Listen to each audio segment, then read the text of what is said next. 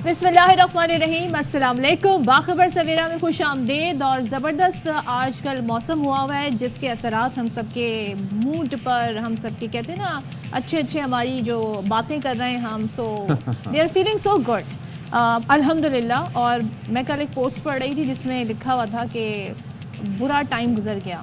तो मैंने कहा ये कौन से टाइम की बात हो रही है? तो किसी एक शख्स का? वो जो मौसम था ना, हम उससे बच गए।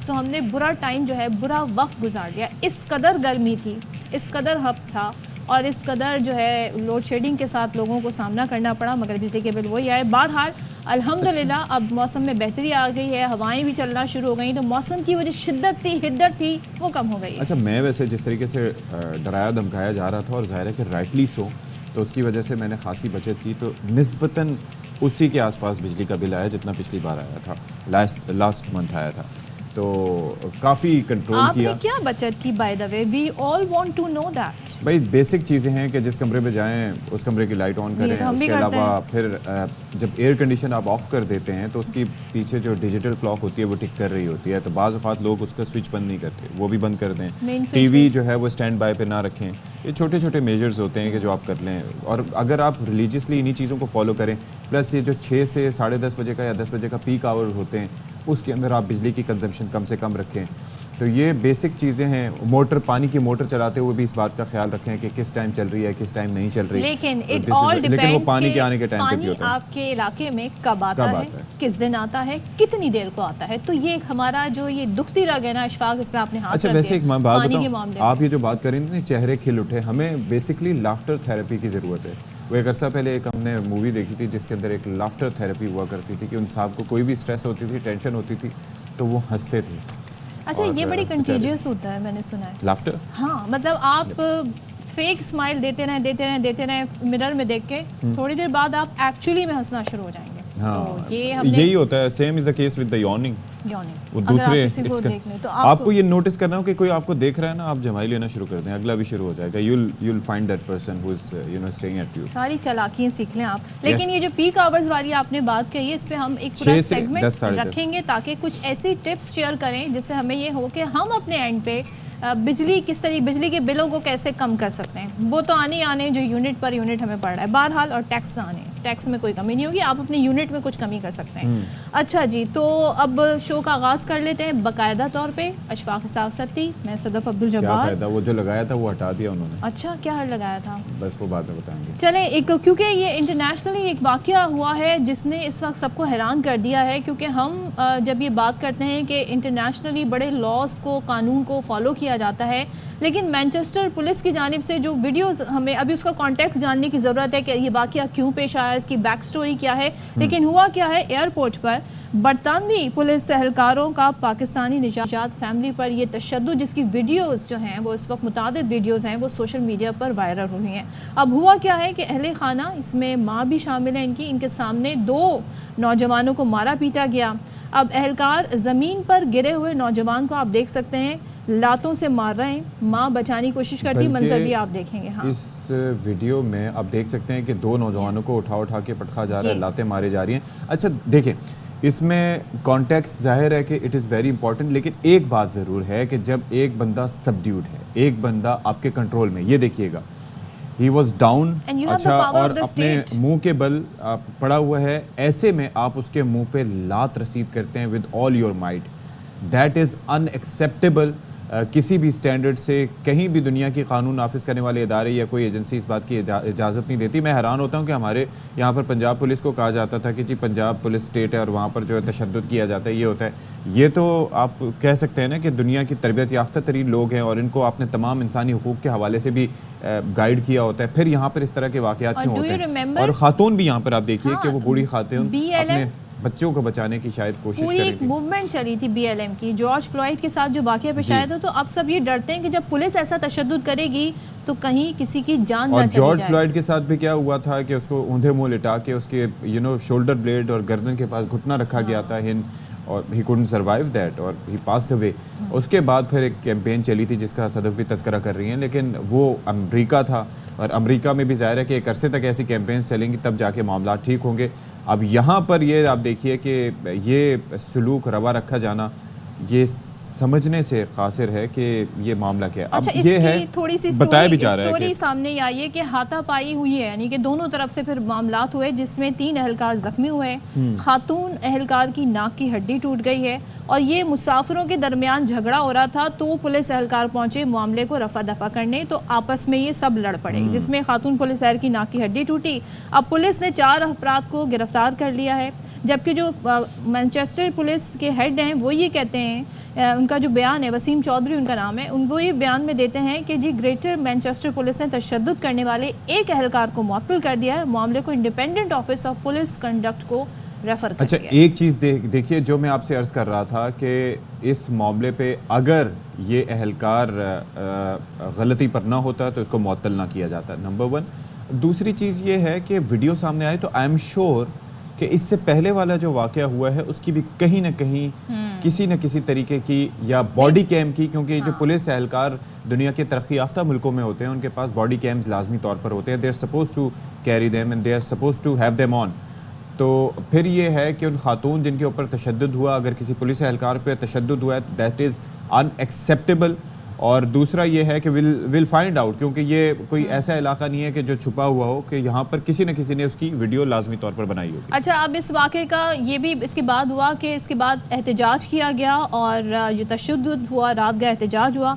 रॉचडेल में पुलिस स्टेशन पर एहतजाजी मुजाहरा हुआ जिसमें ख़वातीन की बड़ी तादाद शरीक थी और मुजाहिरीन ने पुलिस गर्दी के खिलाफ नारेबाजी की। मुजाहिरीन का कहना था ये नफ़रत और तासुब पर मबनी वाक़या है जिसकी जितनी भी मजम्मत की जाए कम है और पुलिस तशद्दुद में मुलव्वस एहलकारों को गिरफ्तार किया जाए। आज मेयर मैनचेस्टर के ऑफिस में भी एहतजाज की कॉल दी गई है, तो ख़वातीन ज़ाहिर जो माँ वहाँ पर थी उनके साथ जो सलूक हुआ उसके बाद ख़वातीन भी यहाँ पर पहुँच गई हैं एहतजाज करने के लिए। इस पर रिएक्शन आ रहा है, बॉक्सर आमिर खान है उनकी तरफ से भी इस पर रद्द-ए-अमल सामने आया है और वो ये कहते हैं जी अफसोसनाक वाक़या है और मैनचेस्टर एयरपोर्ट पर जो हुआ बहुत ही उससे दिल दुखा है। उम्मीद है जिन लड़कों पर तशद्दुद हुआ वो खैरियत से होंगे। तो सुन लेते हैं पाकिस्तानी निजात बॉक्सर आमिर खान क्या कह रहे हैं। तो आप ये देखें कि he was definitely very concerned by what happened, क्योंकि लोग वहाँ पर जाते हैं और वो ये कह रहे थे कि बड़ा अफसोसनाक रवैया ये एशियन लड़कों के साथ। उन्हें शायद इनिशियली पता नहीं होगा कि लड़कों का ताल्लुक कहाँ से था, लेकिन उनका जो रद्द-ए-अमल सामने आया that shows the level of concern. और अब यह है कि अरेस्ट करना किसी को कानून की खिलाफ वर्जी पर दैट इज़ समथिंग एल्स, लेकिन ये रवैया। जाहिद नूर हमारे साथ मौजूद हैं, मैनचेस्टर से हमारे नुमाइंदे, उनसे ज़रा बात कर लेते हैं। जाहिद, एक तो ये है कि कहा जा रहा है कि खातून एहलकार की नाक की हड्डी टूटी इस धींगा मुश्ती में और इस तरीके से हाथापाई में, तो क्या उस हवाले से भी कोई वीडियो मौजूद है, कोई एविडेंस मौजूद है? ज़ाहिर है कि ऑन लोकर्स तो वहाँ पर थे, ये हुआ क्या है सब? जी इशफाक, बिल्कुल इस हवाले से जो खातून के हवाले से जो नैरेटिव है, ये पुलिस की तरफ से जो बयान जारी किया गया है उस पर यह कहा गया है कि एक खातून की नाक की हड्डी टूट गई और अच्छा। पुलिस का ये भी कहना है कि वहाँ पे 3 ऑफिसर्स थे पहले इनिशियली जिन्होंने एक पहले जो नौजवान जो ज़मीन पे लेटा हुआ है, जो ज़मीन पे गिरा हुआ है, उसको गिरफ्तार करने की कोशिश की तो उसकी तरफ से आगे उनके साथ हाथापाई की गई और वो तीनों जख्मी हो गए। और दूसरी तरफ जो लोगों का नैरेटिव है जो उनकी फैमिली की तरफ से सो फार अभी तक सामने आया है, उसमें वो ये कह रहे हैं कि जब पुलिस की तरफ से उन्हें गिरफ्तार किया गया उन नौजवानों को, तो उनको फिर हैंडकफ्स लगा के साइड पे ले जाके मारा गया। ये दो नैरेटिव ये इस वक्त मौजूद हैं और जो वीडियो इस वक्त अभी सामने, चूंकि इस सारे मामले की जो वीडियो है वो तो एयरपोर्ट के ऊपर ये वाकया हुआ है, तो सारी जो सीसीटीवी फुटेज है वो तो पुलिस को अवेलेबल होगी। दूसरा पुलिस के बॉडी कैम भी जाहिर है उसकी फुटेज भी अवेलेबल होगी, तो सारा मामला जो है वो क्रिस्टल क्लियर हो जाएगा कि असल मामला क्या हुआ है। लेकिन पुलिस की तरफ जी जाहिद, एक पुलिस एहलकार को मुअत्तल किया गया है, बाकियों के खिलाफ अभी तहकीकात होंगी, तो जिसको मुअत्तल किया है उसे किस बुनियाद पे मुअत्तल किया, बाकियों के खिलाफ फिर मामला देखा जाएगा, तो उसको क्यों किया गया मुअत्तल? जिस एक पुलिस एहलकार को मुअत्तल किया गया है ये वो एहलकार है जिसने नौजवान के मुंह और सर पे ठुड्डे मारे थे। बेसिकली जब नौजवान को पहले टेजर किया गया था, जाहिर है वो ऑलरेडी ज़मीन पे गिरा हुआ था, वो उठ नहीं सकता था, लेकिन उसकी वालिदा उसके साथ बैठी हुई थी, तो उसने आकर उसके फेस पे उसके सर पे लाते मारी और फिर उसके बाद जाहिर है ये एक नॉर्मल बिहेवियर नहीं है पुलिस का। उसको देख के सभी लोग इसलिए शॉक्ड हैं कि यहाँ पे पुलिस जो है वो सारे प्रोटोकॉल्स फॉलो करती है। अदालतों का काम है अगर किसी ने जुर्म किया है तो उनको सजाएं देना, और आपको ये भी मैं साथ में बता दूं कि उन नौजवानों को अरेस्ट किया गया वहां से 4 लोगों को, और थोड़ी देर के बाद, कुछ घंटों के बाद उनको रिलीज कर दिया गया बेल पे। तो इससे ये लगता है कि मामला इतना ज़्यादा सीरियस नहीं था जिस तरह से उनको गिरफ्तार किया गया है। अब जाहिर है वो बंदा रेजिस्ट भी नहीं कर रहा था, वो ज़मीन पे लेटा हुआ था, उसके बाद उस पर स्टॉम्पिंग की गई। एक शख्स और नज़र आ रहा है जो कि एशियन है, आई डोंट नो पाकिस्तानी तो ये हैं, लेकिन वो भी शायद पाकिस्तानियों को कंफर्म कर दीजिएगा।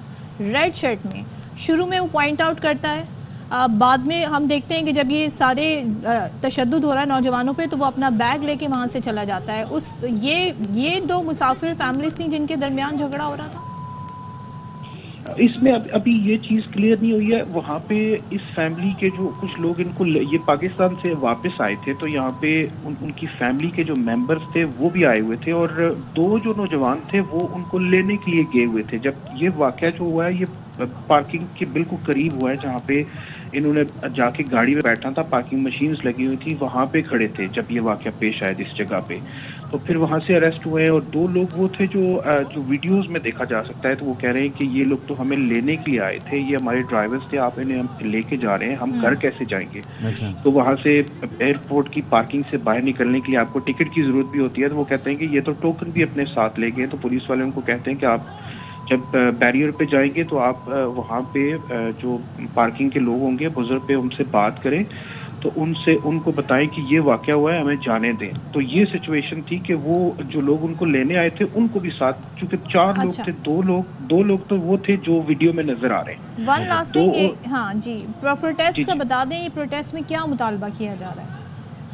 अच्छा, प्रोटेस्ट जो है वो इनका जो ताल्लुक है, ये रॉचडेल, ग्रेटर मैनचेस्टर का टाउन है रॉचडेल, जहाँ पे ये रहते हैं ये लोग। तो वहाँ पे मकामी कम्युनिटी की तरफ से इस वाक़े के खिलाफ प्रोटेस्ट हुआ, और रॉचडेल पुलिस स्टेशन के बाहर रात को बड़ी तादाद में लोग बाहर निकले, जिसमें मर्द भी थे, ख़वातीन की बड़ी तादाद थी, और ये प्रोटेस्ट जो है वह तकरीबन 2 घंटे जारी रहा। और लोगों का ये मुतालबा था कि ये जो वाक़या हुआ है, ज़ाहिर है ये नॉर्मल वाक़या नहीं है। इस हवाले से जिन पुलिस एहलकारों ने जो वहाँ पे मौजूद थे, जिन्होंने इस सारे वाक़े में इंटरवीन भी नहीं किया कि इसको रोका जाए, उन सब के खिलाफ कार्रवाई की जाए, और अगर उनमें कोई कसूरवार ठहरता है तो उनके साथ सख्त कार्रवाई की जाए, क्योंकि दिस इज़ अनएक्सेप्टेबल। जो वीडियो थी, जिस तरीके से उस शख्स को लात मारी गई जब वो सबड्यूड था, दैट इज़ अनएक्सेप्टेबल। तो हम ये भी देखेंगे आगे चल के कि क्या चार्जेस प्रेस किए गए हैं, और दूसरा पुलिस की जानिब से जो मौक़िफ़ वो तो सामने आ चुका है। एक कवर अप जॉब नज़र आ रही है बज़ाहिर,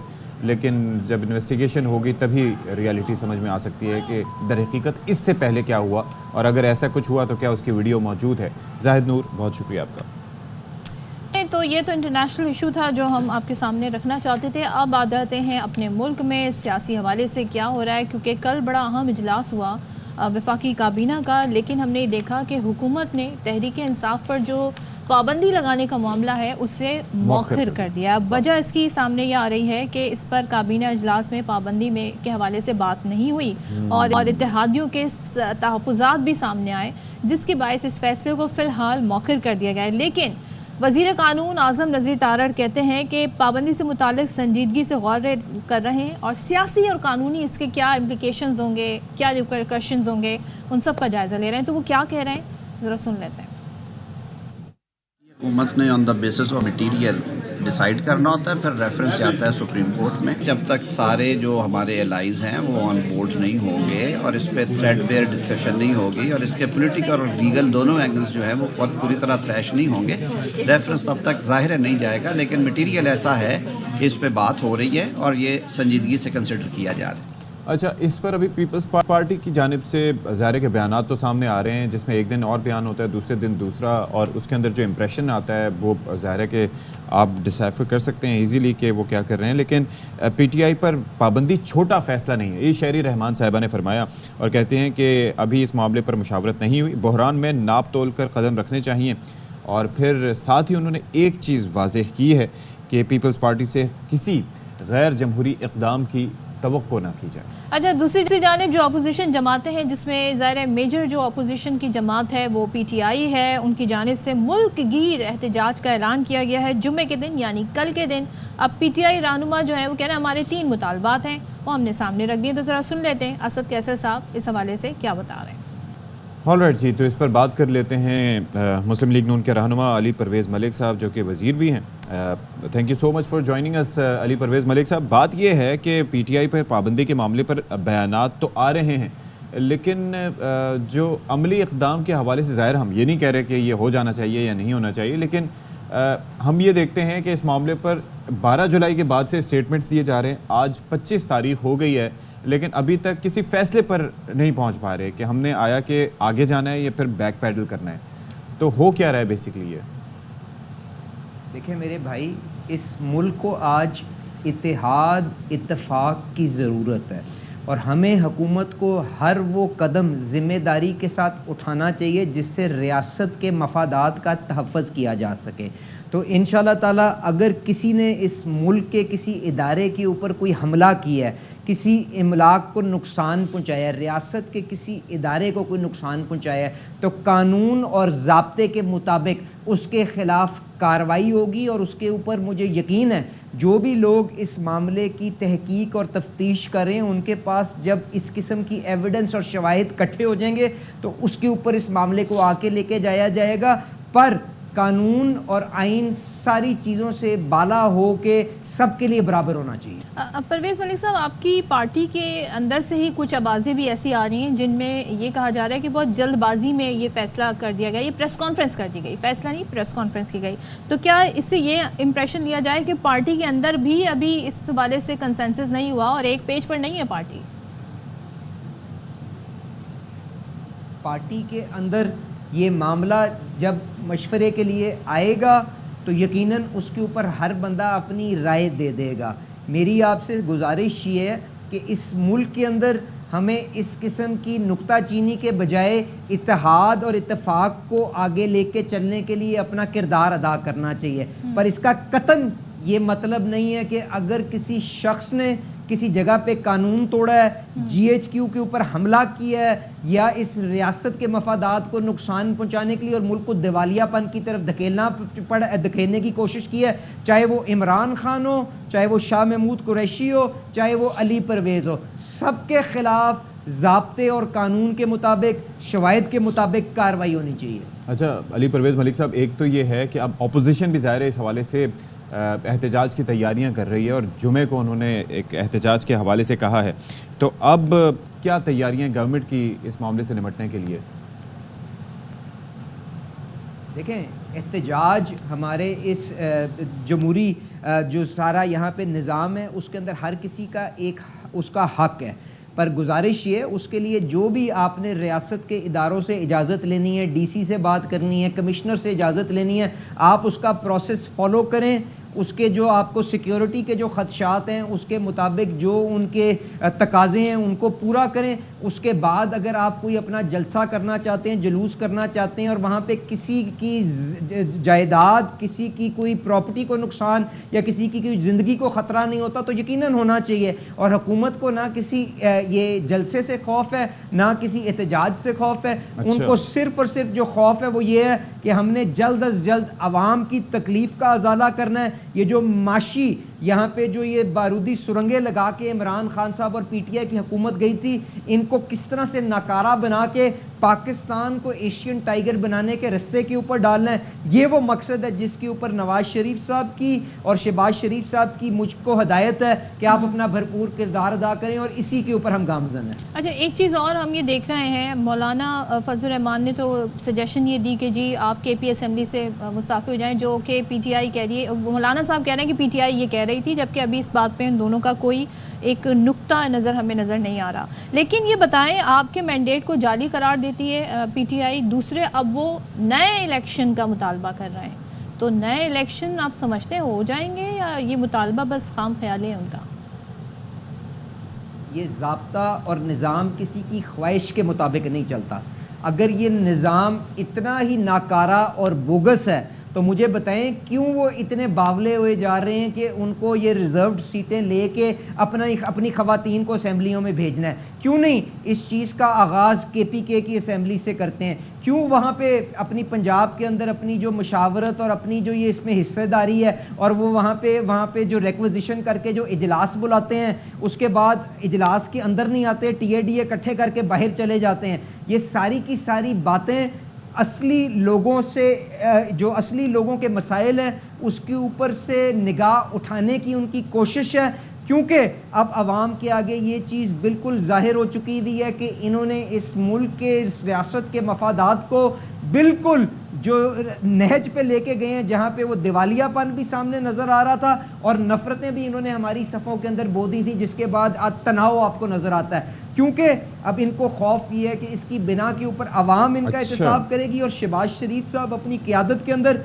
इन मसाइल से पाकिस्तान को बाहर निकालना। अच्छा, लेकिन आपने मसाइल का तज़किरा किया परवेज़ मलिक साहब, तो ये अभी ये ज़ाहिर है कि मुल्क को एक यकसुई की भी ज़रूरत है ताकि हम ये मुआशी चैलेंज से नबर्द आज़मा हो सकें, क्योंकि गवर्नमेंट का तो नहीं पता लेकिन आवाम बेचारे पिस चुके हैं।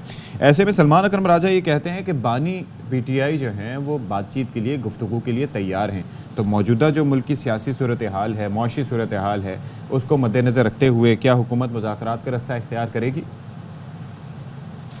देखें, मेरी जो ज़ाती राय है वो ये है कि मशावरत के दरवाज़े हमेशा हर जमात के लिए खुले होने चाहिए, पर वो लोग जिन्होंने रियासत के ख़िलाफ़ यलगार की है, GHQ के ऊपर हमला किया है, उन्होंने यहाँ पे जाके हमारे शोहदा के जो यहाँ पे मुजस्मे हैं उनको तोड़ा फोड़ा है, लोगों के जज्बात को मजरू किया है, हमारी सफ़ों के अंदर नफ़रत बो के हमारे दरमियान तनाव पैदा किया है कि हमारे पे जब दुश्मन भी हमला करता है तो हम एक कमरे के अंदर बैठ के पाकिस्तान की मफाद की बात नहीं कर सकते। उनको उनके आमाल की शवाहिद की बिना के ऊपर करार वाक़ई सज़ा मिलनी चाहिए, और उसके अलावा जो लोग इस अमल के अंदर शामिल नहीं हैं उनके साथ बिल्कुल शराकत दारी भी होनी चाहिए, मशवरा भी होना चाहिए, उनको साथ लेके पाकिस्तान को जो आज इस्लाहात के रास्ते के ऊपर चलना दरकार है उसके अंदर उनकी हिस्सा भी लेना चाहिए, उनका मशवरा भी लेना चाहिए और सबको आगे लेके चलना चाहिए ताकि हम गरीब आदमी की तकलीफ का आज़ादा कर सकें। अच्छा, ज़रा से ये बता दीजिएगा, क्योंकि पाबंदी के हवाले से अभी तो फैसला मौखिर हो गया, आने वाले दिनों में होगा, लेकिन जो मखसूस नशिस्तों के हवाले से फैसला आया है उस पर हुकूमत अमल दरामद कराने का क्या आपकी हिकमत अमली है, क्या सोचा हुआ है आप? देखें, कानून और अदलिया हमारे लिए नहीं, सब हुकूमत के लिए, सब पाकिस्तानियों के लिए काबिल एहतराम है। उसके अंदर अगर हमारे तहफ़्फ़ुज़ात उस फैसले के साथ हैं कि आपने एक ऐसी जमात को रिलीफ दे दिया है जिसने वहाँ पे आके आपके सामने मुदई भी नहीं बनी, और अगर हमारे उस पर कोई तहफ़्फ़ुज़ात है तो हमारे पास जो कानूनी ऑप्शंस मौजूद हैं उसके ऊपर हम उस लाए अमल के ऊपर चलेंगे। चलिए जी, बहुत शुक्रिया अली परवेज़ मलिक साहब अपना मौक़िफ़ देने के लिए। यहाँ पर एक ब्रेक लेते हैं, ब्रेक के बाद हाजिर होंगे, स्टे विद अस।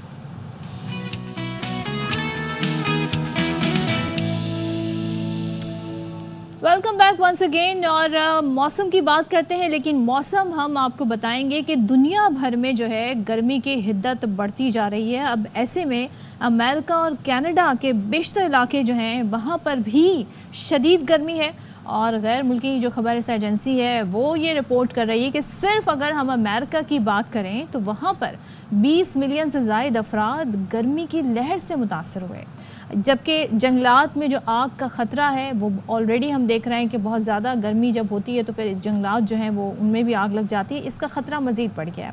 अब कैलिफोर्निया के जंगलात में लगी आग से 1 लाख एकड़ अराजी जलकर राख हो गई है, जबकि एरिज़ोना के जो जंगलात हैं वहाँ पर भी कई मकामात पर आग लगी। अब कैनेडियन सूबे अल्बर्टा में 170, ब्रिटिश कोलंबिया में 375 मकामात पर आग लगी हुई है। और ज़ाहिर है जो इस तरह से बहुत सारे ऐसी जगहें पर भी हैं जहाँ से लोगों का इनखला भी हुआ और वहाँ से लोगों को रेस्क्यू करके दूसरे इलाकों में ले जाया गया। तो ये तो ओवरऑल हम देख रहे हैं। और कल भी बताया जा रहा था जी कि हॉटेस्ट डे रिकॉर्ड किया गया है, 22 जुलाई के हवाले से बताया जा रहा था। उसके बाद भी बताया जा रहा है कि ओवरऑल यूरोप में भी गर्मी की हम लहर इस वक्त देख रहे हैं, जबकि आप बताएं बरतानिया में 26 डिग्री पर ही उन्होंने हीट वेव का अलर्ट जारी कर दिया था। अब आ जाते हैं अपने मुल्क के हवाले से और बात करते हैं कि यहाँ पर अब मौसम कैसा रहेगा। तो कराची में एक बार फिर तूफ़ानी बारिश की पेशगोई कर दी गई है और आज मौसम के तेवर भी हमें कुछ ऐसे ही दिख रहे थे।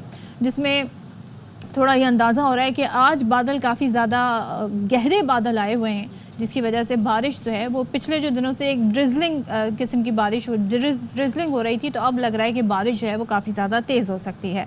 अब महकमा मौसमियात के मुताबिक सिंध के जो साहिली इलाके हैं, जिसमें कराची भी है, हैदराबाद है और दीगर इलाके हैं, वहाँ पर बताया जा रहा है कि आंधी भी आएगी, तूफ़ान और फिर बारिश का सिलसिला शुरू हो जाएगा।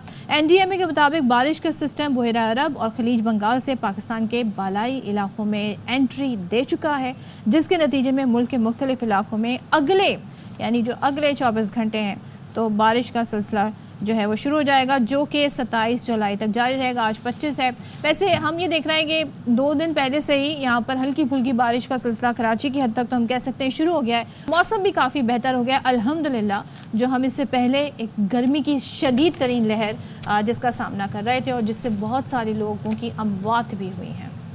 अच्छा, वैसे अच्छी बात यह है कि बरसात जारी रहे और कराची शहर में जो इंफ्रास्ट्रक्चर है हमारा, उसके पेश नज़र जितनी कम बारिश हो उतना अच्छा है, लेकिन मौसम खुशगवार रहे, हवा चलती रहे, क्योंकि मैं और सदफ़ इस बारे में भी बात कर रहे थे कि बाज़ औक़ात होता यह है कि बरसात होती है और उसके बाद हब्स फिर बढ़ जाता है, यानी कि वो सावन का महीना है तो उसके पेश नज़र ये सिलसिला चलता ही रहता है। ऐसा नहीं हो सकता कि आप सोचें कि बारिश होगी उसके बाद मौसम खुशगवार हो जाएगा, नहीं, उसके बाद फिर हब्स होगा और फिर आप अभी बेहतर है। हाँ, अब तो हवा चल रही है ना, अब तो काफ़ी चीज़ें बेहतर हैं। अब सोचें बच्चों की छुट्टियां भी एक्सटेंड हो गई हैं, तो इसका मतलब ये है कि अब बच्चे घरों में ही हैं, तो घरों में ज़्यादा पंखे, रेसिंग का इस्तेमाल भी बढ़ जाता है।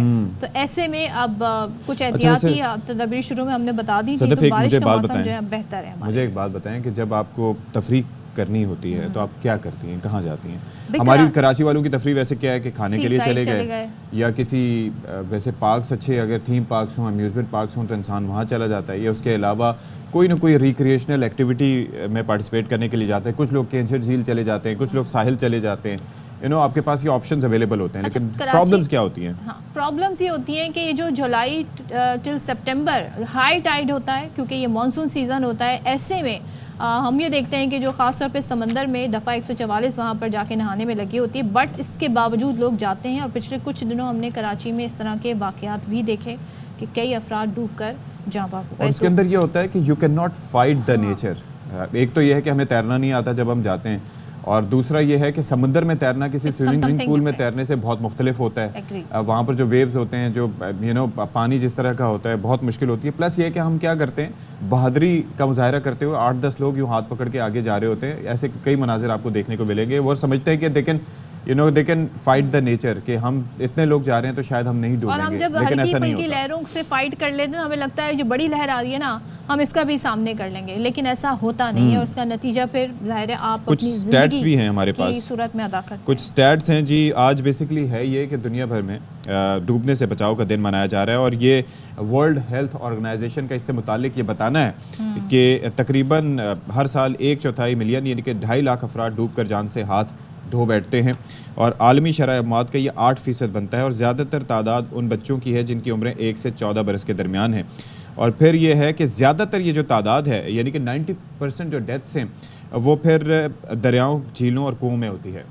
तो इसी मुनासबत से आज हमने अपने शो में इनवाइट किया है, जो कि ज़ाहिर है इससे रेलिवेंट इदारा है, रेस्क्यू 1112 से हमारे साथ आज मौजूद हैं जनाब director rescue Sindh doctor Abid Jalaluddin Sheikh साहब। Thank you so much for joining us. साथ ही हमें ज्वाइन किया water rescue supervisor Safiur Rahman, आपका भी बहुत शुक्रिया। और हमारे साथ हैं जी खातून water rescuer Areeba Taj Mohammad. Thank you so much, आप तीनों का बहुत शुक्रिया।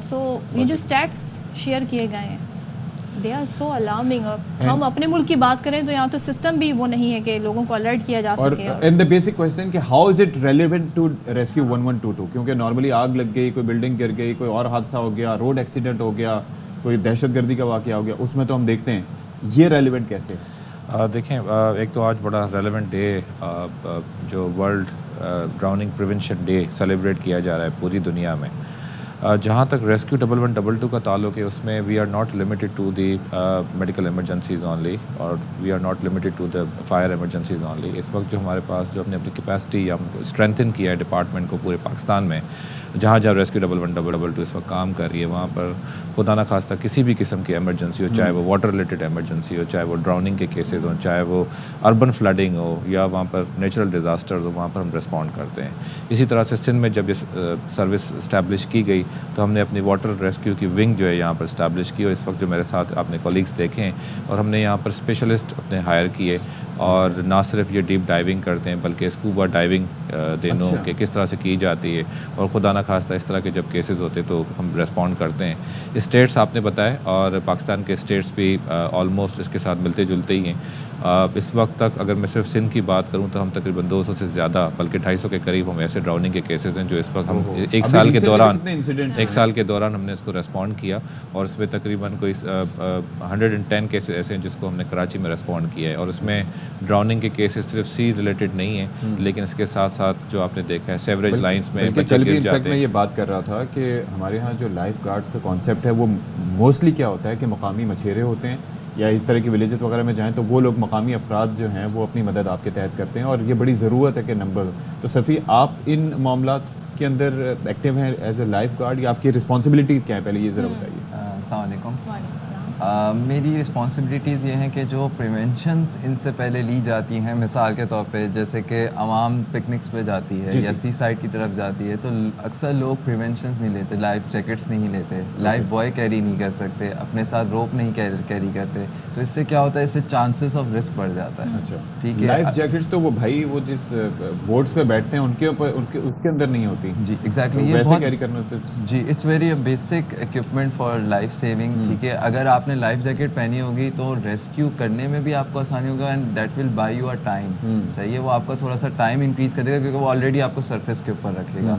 Life boy is for throwing, अगर कोई डूब रहा हो तो आप उसको दूर से लाइफ बॉय थ्रो करके उसकी, हमारे यहाँ जहन में उससे साबुन ही आता है। ठीक है, तो बात दरअसल ये है कि जैसे ये ट्यूब्स वगैरह होती हैं, कोई आसान चीज़ जो कि मैनेजेबल हो, क्योंकि कराची के अवाम और वैसे सस्ती तफरी की तलाश में होते हैं और आपको पता है कि अफोर्डेबल नहीं होता कि उनके लिए ऐसी चीज़ें। तो ये जो टायर की ट्यूब्स वगैरह होती हैं दे कैन हेल्प, या इस तरीके से थोड़ा बहुत हेल्प कर सकते हैं अगर वो एयर उसके अंदर फिल की जाए। जाहिर है, एग्जैक्टली। लेकिन आप ये तो सजेस्ट करेंगे ना कि अगर वहाँ पे पाबंदी है तो नहीं फिर जाना चाहिए समंदर? जी, जैसे कि हमें मालूम है कि जून जुलाई के अंदर समंदर जो होता है वो काफ़ी रफ़ हो जाता है। तो जब वो रफ़ हो जाता है और रोडों पे भी अक्सर आपने देखा होगा कि पानी जो है रोडों तक आ जाता है। हाँ। तो उस वक़्त अगर आप समंदर की तरफ जाएंगे तो वो ऑब्वियसली आपको अपनी तरफ खींच के डीप सी में आपको ले जाएगा। बिल्कुल। अरीबा, आप फीमेल रेस्क्यूअर हैं तो मैं फ़र्स्ट टाइम मेरा किसी ऐसे शख्स से सामना करना पड़ा है बिकॉज ख़वातीन इस तरफ बहुत कम आती हैं। और शुक्र है समंदर में नहीं करना पड़ा। हाँ, लेकिन ये बताइएगा किस तरह आप आई और व्हाट हैपेंड, किस तरह आप इस तरफ आई और ये मतलब क्या चीज़ें हैं जो आपकी ज़िम्मेदारी और अब तक आपको क्या टफ़ चीज़ें फेस करनी पड़ी? सबसे पहले तो मैं ये कहूँगी कि ये जो वर्ड होता है ना कि ये लड़की है या फिर ये कोई लेडी है, ये किस तरह कर सकती है, तो ये चीज़ मुझे ज़्यादा मोटिवेट करती है कि लोग कहते हैं लड़की किस तरह करेगी, तो फिर मैं यही करने की ज़्यादा कोशिश करती हूँ कि मैं अब मुझे ये करके दिखाना है। और फिर मैं मतलब खिदमत खल्क का जज्बा तो वैसे ही लोगों के दिलों में होता है, तो यही सोच के मैंने सर्विस को ज्वाइन किया था कि मतलब लोगों को बचाना है किस तरह। और स्विमिंग वगैरह का तो शौक रहा था मुझे स्टार्ट से ही, और लोगों को बचाना तो ये अब और ज़्यादा जज्बा बढ़ चुका है हमारा। तो अरीबा मुझे ये बताएं कि देखें इसमें एक चीज़ जो है वो देखनी होती है कि एक तो स्विमिंग, आपको अच्छा स्विमर होना है, दूसरा ये है कि किसी दूसरे का भी बोझ उठाना है, क्योंकि किसी डूबते हुए को बचाने का मकसद ये होता है कि आपने अपनी ज़िंदगी को ख़तरे में डालना है, क्योंकि डूबने वाला तो सर्वाइवल के लिए हाथ मार रहा होता है और जो बचाने वाला होता है उसको भी डुबो रहा होता है। तो ऐसे में मतलब ख़वातीन की ज़िम्मेदारी काफ़ी बढ़ जाती है, किसी की भी ज़िम्मेदारी बहुत बढ़ जाती है, तो ये चैलेंजेस आपको पता है कि काफ़ी ज़्यादा हैं जी। तो कैसे निपटती हैं इससे? इसकी जो है ना हमें ट्रेनिंग कराई गई है लाहौर में, तो इस वजह से जो स्किल्स होती हैं हमें वो हम कर लेते हैं आराम से। ओके, तो सपोज़ कि कोई अगर डूब रहा हो, लेट्स अज्यूम, तो उसमें उसको काम करने के लिए या उस वक्त बेसिकली वो उसकी बॉडी तो इस वक्त शॉक में होती है, या तो बिल्कुल ही है कि उस वक्त मतलब बेहोशी की हालत में या नींद बेहोशी की हालत में, या फिर वो हाथ पांव जो मार रहा होता है, तो हाउ डू यू काम देम डाउन उस वक्त? हम जो है उसे लाइफ जैकेट दे सकते हैं, जैसे हम उसके पास खुद तैर के जाएं, फिर उसे लाइफ जैकेट दें, या फिर हम उसे खुद पहना के वापस अपनी तरफ ले आ सकते हैं। ये स्किल्स हम कर सकते हैं आराम से इजीली। अच्छा इसमें जी, मैं आप सिर्फ- कुछ ऐड इसमें करना मैं चाह सिर्फ रहे हैं? ऐड करना चाहूँगा एक चीज़। देखिए जहाँ तक, क्योंकि ये सिर्फ सेकंड्स का मामला होता है। Exactly. जब खुदा ना खास्ता कोई इस वक्त डूब रहा होता है, अगर सेकंड्स में उसको अगर वहाँ पर कोई सपोर्ट मिल जाती है तो फिर शायद हम उसको सेव कर सकते हैं। लेकिन जहाँ टाइम गुजर जाता है तो इट्स ऑलवेज अ शॉकिंग, और हम फिर ड्राउनिंग हो जाती है। उसके बाद फिर जारी बात है जब टीम्स लेकिन पहुँचती हैं आप तो लोग डेड बॉडी। इमरजेंसी बेसिस पे काम करते हैं, there should be a system जो ऑलरेडी इतना रोबस्ट हो कि आप लोगों की बहुत ही एक्सट्रीम सिचुएशन में हेल्प की ज़रूरत पड़े, लेकिन आप लोगों को फर्स्ट रिस्पॉन्डर के तौर पे कॉल कर ली जाती है, तो ये कितना बर्डन है आप लोगों पर? देखिए इस वक्त मल्टीपल टाइप की इमरजेंसीज आ रही हैं। अगर हम सिर्फ वाटर इमरजेंसीज की बात करें तो जब हमें कॉल आती है तो उस वक्त तक ड्राउनिंग हो चुकी होती है और हम जाकर वो डेड बॉडी को तलाश कर रहे होते हैं। अब जो सिस्टम हम इस्टेब्लिश करने जा रहे हैं, जारी बात है क्योंकि सी साइड पे एक तो नई सर्विस थी और डिफरेंट पैरामीटर डिफरेंट सेगमेंट्स में काम कर रहे थे। अब हम इंशाल्लाह एक और नए सेगमेंट पे जा रहे हैं जिसमें हम सी इमरजेंसी, पहले हमने डिस्ट्रिक्ट लेवल पे अपनी सर्विस को इस्टेब्लिश किया, अब हम मोटरवेज और हाईवेज़ को इंशाल्लाह अगस्त में हम लोग उसको ऑपरेशनलाइज करने जा रहे हैं। इसके साथ फिर सी इमरजेंसीज को देखते हुए वहाँ पर सेटेलाइट स्टेशन बनाएंगे इंशाल्लाह बहुत जल्द, आप देखेंगे। तो हॉक्स बे से लेकर मुबारक विलेज और वहाँ मौजूद हैं। जी बिल्कुल, हमने प्रपोजल बनाकर सबमिशन अब हम कर रहे हैं, लेकिन कोशिश ये है कि वो अप्रूव हो जाएंगे। मुझे एक बात बताएं, आप लोगों की जाहिर है कि अरीबा आपको समुद्र में कभी अभी बचाने का लोगों को इत्तेफाक हुआ है अभी रिसेंटली? अभी तक नहीं हुआ, लेकिन इसके लिए मैं बिल्कुल तैयार हूँ। अच्छा, और कितने बेसिकली आप समेत कितनी लड़कियां हैं जो इसमें डाइवर्स टीम का, रेस्क्यू टीम का हिस्सा हैं? टोटल जो हमारी जो बैच हमारा पास आउट होके आया है वो 72 गर्ल्स का है। अच्छा, और बेसिकली सफ़ी होता ये है कि हम लोग जाते हैं तो एक क्वेश्चन होता है कि हम मिस्टेक क्या करते हैं, क्योंकि अल्लाह ताला ने इंसान की बॉडी के अंदर मैकेनिज़्म ऐसा रखा है कि हम ख़तरात से बचने की कोशिश करते हैं, लेकिन समंदर पे जाके हमसे होता क्या है कि जो हमारी गलतियों में शामिल होता है कि हम नहीं बच पाते और हम गेट स्वेप्ट अवे। इसके अंदर एक्साइटमेंट का जो एक फैक्टर होता है इंसान के अंदर कि वो खुश होना चाहता है, तो जब वो पिकनिक पे जाता है तो वो फील करता है कि यार मैं हर चीज़ को एक एडवेंचर की जो इंसान के अंदर वो होती है, तो वो उस चीज़ को साइकोलॉजिकली उस चीज़ को अप्लाई करता है, तो वो अपनी सेफ्टी को कॉम्प्रोमाइज़ कर रहा होता है। एग्जैक्टली, समंदर को या पानी को देख के इंसान की चाहत बढ़ती है कि मैं इंजॉय करूं, तो इंजॉय करने के लिए जो है वो अपने सेफ्टी मेजर्स को, जैसे मैंने आपको बताया कि आप लाइफ बॉयज़ रखें या लाइफ जैकेट रखें, ये आपकी छोटी छोटी चीज़ें हैं, ठीक है, ये आपकी पर्सनल सेफ्टी है। अगर आप इसको कॉम्प्रोमाइज़ करेंगे तो आप ऑब्वियसली कि आप रिस्क के अंदर जा रहे हैं। अब लोग घर से जा रहे हैं तो चलें और कुछ ना सही, और कोई रस्सी साथ ले जाएं, एटलीस्ट वहाँ पर हो, या कोई ऐसी चीज़। इस बारे में इतनी अवेयरनेस भी नहीं होती, टू बी ऑनेस्ट। जी, लोगों को अवेयरनेस भी नहीं होती, और पहले क्योंकि ये अभी रिसेंटली जो है ड्राउनिंग जो है इसका दिन मनाया जाता है और इसको लोगों को अवेयर किया जा रहा है, तो हमारी भी कोशिश होती है, हम भी रेस्क्यू और रिसिसिएशन प्रोसेस को जो है ना वो लोगों को अवेयर करते हैं कि अगर ऐसे खुदा ना खास्ता आप इंसिडेंट देखें तो उसके बाद उस एमरजेंसी को किस तरह आपने डील करना है। मिसाल के तौर पे कोस्ट लाइन के ऊपर लोकल्स होते हैं, तो वो अगर रिकवर कर रहे हैं तो उसके बाद एग्जैक्टली वो उसके साथ किस तरह उसको, तो ये आहिस्ता आहिस्ता हम इन चीज़ों पे काम कर रहे हैं। तो अभी डिप्लॉयमेंट कब तक हो जाएगी खातून की? और मेरे ख्याल में इससे फैमिलीज भी काफ़ी उनके मसाइल जो हैं वो फीमेल्स की डिप्लॉयमेंट हो चुकी है, और it's a very first time in the history of emergency services 72 females का बैच इस वक्त पास आउट हुआ और उनकी कराची में डिप्लॉयमेंट हो चुकी है। ठीक है, और वो अपनी सर्विसेज दे रही हैं यहाँ पर। चलें जी, thank you so much doctor Abid Safi, आपका शुक्रिया, और रीबा आपका बहुत शुक्रिया, और मुझे बड़ी ज़बरदस्त, और आप समेत 72 दीगर लड़कियों का भी बहुत शुक्रिया कि जब, और अल्लाह ताला आपको भी अपने हिज़्ज़ो-अमान में रखे और जिन लोगों को आप बचाएं वो भी महफूज और रहें। अगर देखा जाए तो रेस्क्यू 1112 की एक पूरी इनकी एक परफॉर्मेंस थ्रू आउट बहुत अच्छी रही है, उसमें ये इजाफा ही कर रहे हैं, दैट्स वेरी गुड। चलिए जी, अब हम वक्फा लेते हैं, वक्फे के बाद हाजिर होंगे।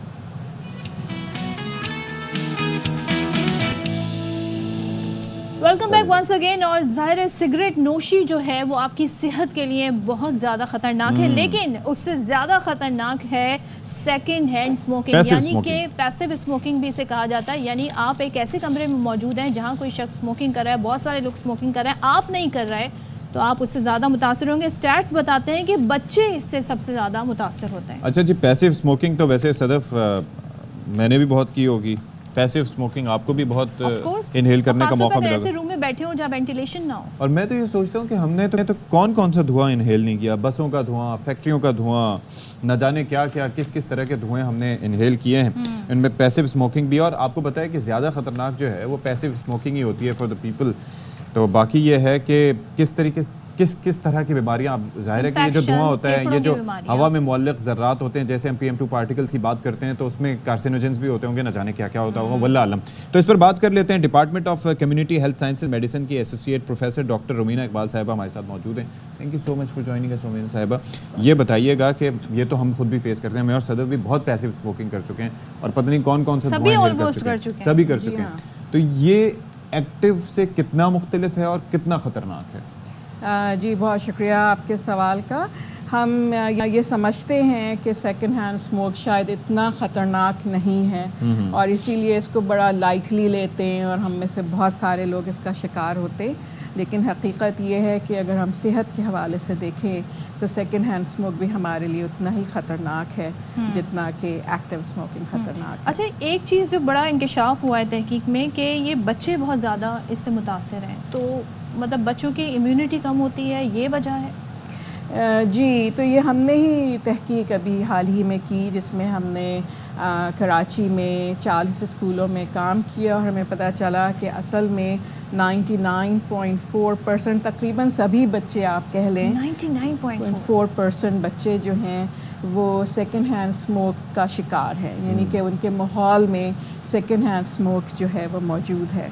तो ये एक बहुत तशवीशनाक, जबकि कहा जाता है बच्चों के सामने तो स्मोकिंग करनी भी नहीं चाहिए। जी, लेकिन सैडली जो हमारी फाइंडिंग है वो इसके बिल्कुल बरक्स है। और आप ये देखिए मैम कि हमारे बचपन में वो एड्स भी चला करते थे कि एक वालिद साहब सिगरेट पी रहे हैं तो बच्चा जो है वो पेंसिल जला रहा है, तो वो कैसे उससे मतलब ये कि मोटिवेट किया जाता था कि जी आपने बच्चों के सामने ये नहीं करना। और दूसरा उसका जो धुआं होता है बाज़ औक़ात कुछ लोगों को वो भी अट्रैक्टिव लगता है, they get attracted to it. तो क्या इसके लिए गवर्नमेंट को क्या करना चाहिए? बाकी तो अब तरह तरह की पाबंदियाँ तो लगा रहे हैं, टैक्सेस बढ़ा रहे हैं, और क्या करें?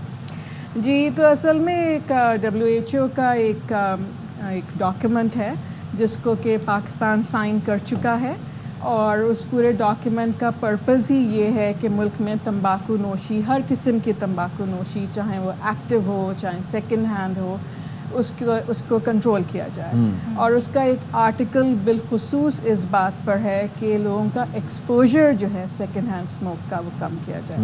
तो उस हवाले से तमाम इंडोर जगहें, तमाम तालीमी, जिसमें तालीमी इदारे भी आ जाते हैं, जिसमें दफातर आ जाते हैं, रेस्टोरेंट आ जाते हैं, तमाम पब्लिक स्पेसेस, ट्रांसपोर्ट, हर जगह इस कानून को नाफिज करने की ज़रूरत है। असल में कानून तो हमारे मुल्क में मौजूद है, बहुत अच्छा, जी हाँ, बहुत अच्छा कानून मौजूद है, लेकिन उस पर अमल दरामद जो है डेजिग्नेटेड जगहें हैं बट स्टिल।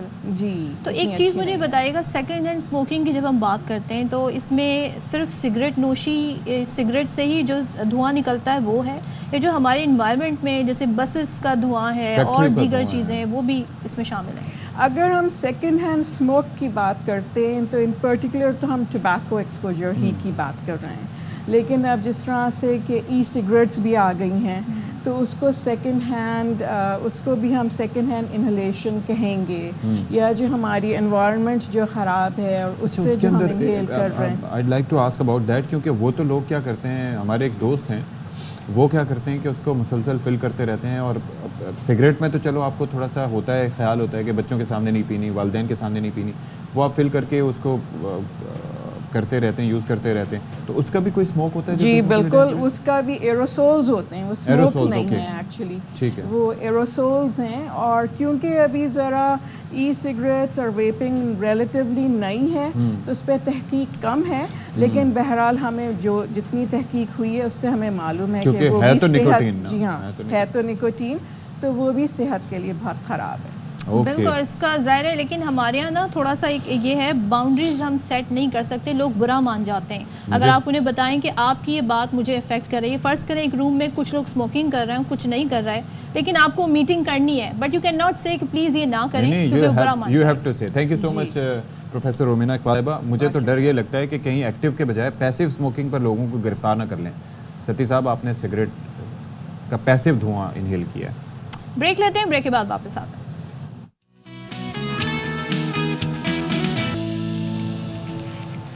बिस्मिल्लाहिर्रहमानिर्रहीम, अस्सलाम वालेकुम। बाखबर सवेरा में एक बार फिर से आप तमाम भाइयों, दोस्तों, बुज़ुर्गों, ख़वातीन, हज़रात, बच्चों, बहनों और भाइयों और उनकी बहनों सबको खुशामदीद।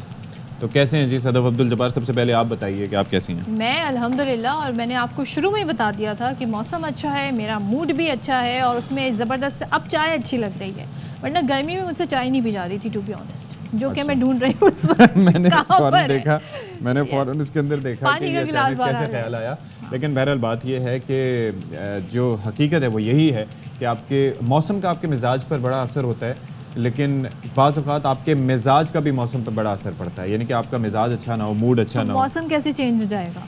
वो कहते हैं ना कि जैसे उनका शेर था नासिर काज़मी का कि दिल तो मेरा उदास है नासिर, शहर क्यों साएं साएं करता है।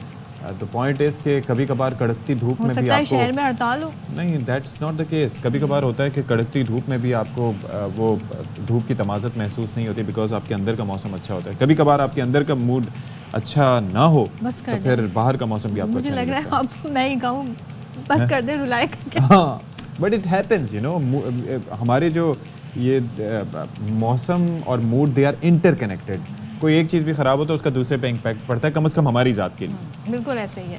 तो अब इम्पैक्ट की जहां आपने बात की, तो जब सियासी दर्जा हरारत बढ़ता है तो इसका इम्पैक्ट फिर हम फील भी करते हैं, और ज़ाहिर है जब हम इन पॉलिटिशियंस को इलेक्शन में मुंतखब करते हैं, वोट दे के भेजते हैं, तो उसका बेसिक और बुनियादी पर्पज़ ये होता है कि वो आपस में ना लड़ें, वो आवाम के लिए मिलकर काम करें। लेकिन ऐसा होता नज़र आता नहीं है अनफॉर्चुनेटली। और सिंध की हम बात कर लें तो यहाँ पे तो बड़ी वॉलेटाइल किस्म की माजी में सियासत रही है, अल्हम्दुलिल्लाह अब हम उससे निकल आए। लेकिन अभी भी हम ये देख रहे हैं कि पीपल्स पार्टी और MQM में एक नोक झोंक का सिलसिला जो है वो जारी रहता है।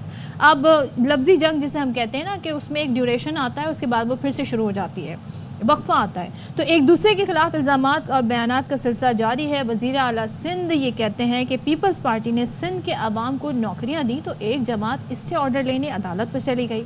इन्हें सिंध की तरक्की एक्चुअली पसंद नहीं जी। और फिर साथ ही साथ बदीन में ये खिताब था, उन्होंने कहा कि अदालत का फैसला आ गया, 3 से 6 माह में 10,000 नौकरियाँ दी जाएंगी। ऑलराइट जी, तो अब इससे एक नई डिबेट शुरू हो जाएगी, नया एक मामला शुरू हो जाएगा। ये जो सिंध के आवाम को नौकरियां हैं, तो क्या इस पे होगा, इस पर ज़रा बात कर लेते हैं। डॉक्टर फ़ारूक सत्तर साहब हमारे साथ मौजूद हैं, MQM पाकिस्तान की नुमाइंदगी करते हुए। डॉक्टर साहब गुड मॉर्निंग टू यू। और दूसरा ये है कि भाई ये तो अब 10,000 तक नौकरियों की बात कर रहे हैं मुराद अली शाह साहब, तो आप खुश हैं इस उनके ऐलान पे?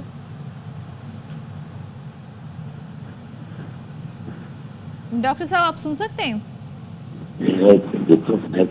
जी मैं लाइन पे हूँ। जी अब बताइएगा सर। सवाल आई थिंक वो मिस कर गए होंगे। क्या आप खुश हैं? मुराद अली शाह साहब ने ऐलान किया है कि भाई 3 से 6 महीने में अब अदालत का फैसला आ गया है, 10,000 नौकरियां देंगे सिंध के आवाम को, तो आपका मौक़िफ़ क्या है इसमें? जी मेरे ख्याल में जो हमने मुकदमा किया था 54,000 नौकरियां, जिनमें ज्यादातर जाली डोमिसाइल वालों को दी गई थी, खासतौर पर अर्बन कोटा बुरी तरीके से मस्मार किया गया था, और जिन्होंने कराची से मैट्रिक किया उनके डोमिसाइल पे उन्हें नौकरियां नहीं मिली, और जिनका डोमिसाइल जिनका मैट्रिक कराची का नहीं था, जिन्होंने जाली डोमिसाइल बनाए, ये एनकरेज किया गया, उन्हें हमारे कोटे पे, अर्बन कोटे पे नौकरियां दी गई। अब कोर्ट ने ये फैसला दे दिया कि भाई ये सारी नौकरियां स्क्रैप की जाती हैं, ये फिर से होंगी, ना वॉक इन इंटरव्यू होगा, बाकायदा एक तरीके से होंगी, और जो PRC है उसकी स्क्रूटिनी भी होगी कि वो PRC और डोमिसाइल वो उसके जो तमाम कवायद और ज़वाबित हैं फॉलो किए गए हैं।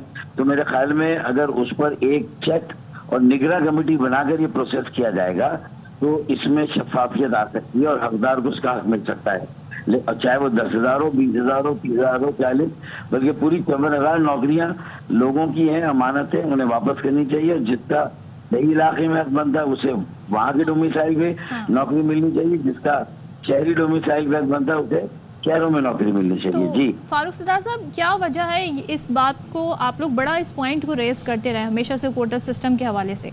मुल्क भर में हम ये तरीक़ाकार नहीं देखते, लेकिन सिंध में ये बड़ा इशू बना रहता है हमेशा। तो आपस में मिल बैठ के दोनों जमातें इसका कोई सोल्यूशन क्यों नहीं निकाल लेती? उनको आपके अदालत में जाना, वहाँ से स्टे ऑर्डर लेने पर एतराज़ है, फिर वही कहते हैं जी आपको तरक्की पसंद नहीं। लेकिन क्या वजह है कि इस पर बैठ के दोनों पार्टियाँ बात नहीं कर सकती? हुकूमतें में बैठ जाती हैं साथ, बट इसमें नहीं बैठ सकती। नहीं, मेरे ख्याल में ये एक ऐसा इतना वाज़ेह और खुला मतलब ये जुल्म और नाइंसाफ़ी और तासुब का मुजाहरा है कि इस पर तो मतलब बातचीत क्या की जाए भाई। आपको अपनी असबियत को ख़त्म करना है। आपकी जो एक एकतरफा पॉलिसी है जिसमें या तो नौकरियां बेची गई या बेची जाती हैं, भांजे भांजियों, भतीजे भतीजियों, साले सालियों, जियालियों को दी जाती हैं। अच्छा। या बेची जाती हैं। तो मतलब इसकी कोई लिमिट तो होनी चाहिए ना। और सरकारी इदारे कौन सा प्रॉफिट में जा रहे हैं जो आपने अपने तमाम महकमों वजारतों को एम्प्लॉयमेंट ब्यूरो बनाया हुआ है कि बस वो नौकरी देने के जरिए आपका गैर तरक्याती अखराजात आप बजट में देखें कहाँ से कहाँ चले गए हैं। मैं एक चीज का तज़किरा करना चाह रहा था, जैसे सिक्योरिटी के लिए पुलिस में भर्तियां नागुज़ीर है, जरूरी है, एक खास तादाद में नफरी होनी चाहिए। हम थोड़ी कहते हैं कि आप लोगों को सरकारी नौकरियां देकर उन्हें जो सरकारी नौकरियों में तहफ़्फ़ुज़ होता है, जो मेडिकल और दूसरे अलाउंसेस होते हैं वो आप उनको दें। हम तो ये कहते हैं कि भाई एक अच्छी गवर्नेंस होनी चाहिए। अच्छा डॉक्टर साहब, मैं ये अर्ज़ करना चाह रहा था बेसिकली कि ये क्या वजह है कि ये सिंध में मामलात कुछ ज़्यादा ही इस हवाले से ख़राब हैं। आपको याद है कि पहले 2016 से पहले की अगर हम बात करें तो उस वक्त कहा जाता था कि महकमा पुलिस हो, वहाँ पर उसके अलावा वाटर बोर्ड हो या इसके अलावा दीगर महकमे हों, तो वहाँ पर कारकुनान को, वहाँ पर इस तरीके से लोगों को बिलखुसूस एक जमात से ताल्लुक़ रखने वाले को नौकरियाँ दी जाती हैं। अब वही इल्ज़ाम आप पीपल्स पार्टी पर लगा रहे हैं, तो ये कोई सिस्टमेटिक वे में क्यों नहीं काम होता रहा यहाँ पर? मैं ये समझता हूँ कि पहली बात तो इसमें बहुत सारी बातें हैं ना कि जो बल्दियाती, शहरी और मकामी इदारे हैं उनमें नौकरियाँ क्या, उनकी जो खिदमात हैं, सर्विसेज हैं, उसकी फरहमी भी मेयर की जिम्मेदारी है। मेयर को वाटर बोर्ड का चेयरमैन होना चाहिए, मेयर को सॉलिड वेस्ट मैनेजमेंट का चेयरमैन या सॉलिड वेस्ट मैनेजमेंट का महकमा मेयर और टाउन के जो चेयरमैन हजरात हैं उनके अंडर में होना चाहिए। इसी तरीके से बिल्डिंग कंट्रोल, मास्टर प्लान, पहले तो ये बुनियादी कज़िया हल होना चाहिए ना। उसके बाद आप चेक रखें, आप लोकल गवर्नमेंट जो एक अकाउंटेबिलिटी कमीशन है वो बना दें। वफाक को चाहिए कि वो जो NFC के जरिए से पैसा सूबों को देता है उसमें क्लियरली एलोकेट करें कि कितना पैसा मकामी, शहरी और बल्दियाती इदारों का और कितना पैसा सूबा इदारों का है। ये अगर सूबे को जो पैसे मिलते हैं सारे सूबे के, अच्छा ये एक बार तय हो जाए फिर चेक लगा दें कि नॉन डेवलपमेंट के अखराजात 60% और फिर 50% से ज्यादा नहीं होने चाहिए। तो ना बिला वजह की नौकरियां सूबाई हुकूमत दे, ना वाटर बोर्ड अगर मेयर के पास है तो किसी पार्टी का मेयर दे। ये इख्तियार होना नहीं चाहिए, उस पर बंदिश होनी चाहिए, चेक होना चाहिए। तो मतलब रूट कॉज को सही कर देंगे ना तो मिसयूज भी खत्म हो जाएगा। लेकिन हमने रूट कॉज को सही नहीं किया, हमने बुनियादी तकसीम को सही नहीं किया। तो जिस पार्टी का जब जोर चलता है वो अपना जोर इस्तेमाल करती है और पॉलिटिकल बुनियादों पर नौकरियां देती है, जो कि गलत है। मैं उसको सही नहीं कहता। अगर MKM ने भी माजी में ऐसा किया, गलत किया।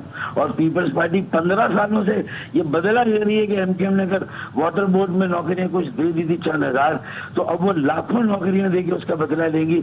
तो आप एक तराजू के पलड़े में गलत दूसरे गलत को सही नहीं कर सकते। अच्छा डॉक्टर साहब, आपकी जमात से मुस्तफ़ा कमाल साहब बड़े वोकल हैं इस वक्त, और जो IPPs वाला मुआहदा है लोकल IPP वाला, उस पर आपने करारदाद भी जमा कराई है। तो आगे हिकमत अमली इसको लेके आगे क्या, क्योंकि इस वक्त ये इशू जो है काफ़ी ज़्यादा रेस किया जा रहा है, मुख्तलिफ हम इस पर बहस और मुबासा भी देख रहे हैं। तो क्या आगे हिकमत अमली है MKM की? देखिए ये अवामी तायीद और हिमायत MKM के इस मौक़िफ़ के साथ है। लोग बिजली ना आए फिर भी बिल दे रहे हैं और इसी तरह दीगर खिदमात, यूटिलिटीज़ का भी यही हाल है। तो आप मुझे बताएं कि ऐसे माहिदे जो सन 90 की दहाई में किए गए थे, अच्छा, और वो माहिदे आज के तकाज़ों से हमांग नहीं है और उस वक्त बिजली की अगर पैदावार में कमी थी तो चलें आपने ना चाहते हुए भी ये माहिदे कि मैं पॉलिटिकली, ये भी पीपल्स पार्टी की मोहतरमा बेनज़ीर भुट्टो शहीद की हुकूमत थी उस जमाने में ये माहदे हुए थे। ठीक है। और उस वक्त भी जो आज सदर हैं उनके लिए खास टाइटल और खिताब उस जमाने में दिया गया था। मैं उसको दोहराना नहीं चाहता। ये इसी तरह के माहदे थे।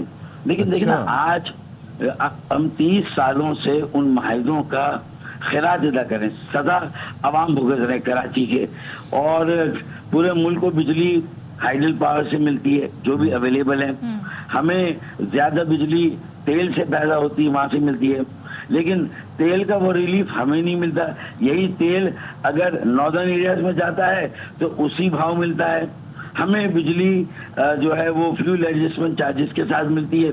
क्योंकि हम इस पे बहुत सारे इश्यूज हैं ना, यहाँ तो कि इलेक्ट्रिक का भी मामला डिफरेंट है रेस्ट ऑफ द कंट्री से। तो देखते हैं इस पे आगे क्या होता है। Thank you so much doctor Farooq Sattar हमारे साथ थे, और उनका मौक़िफ़ हमने रखने की कोशिश की कि एमकेएम क्या सोच रही है।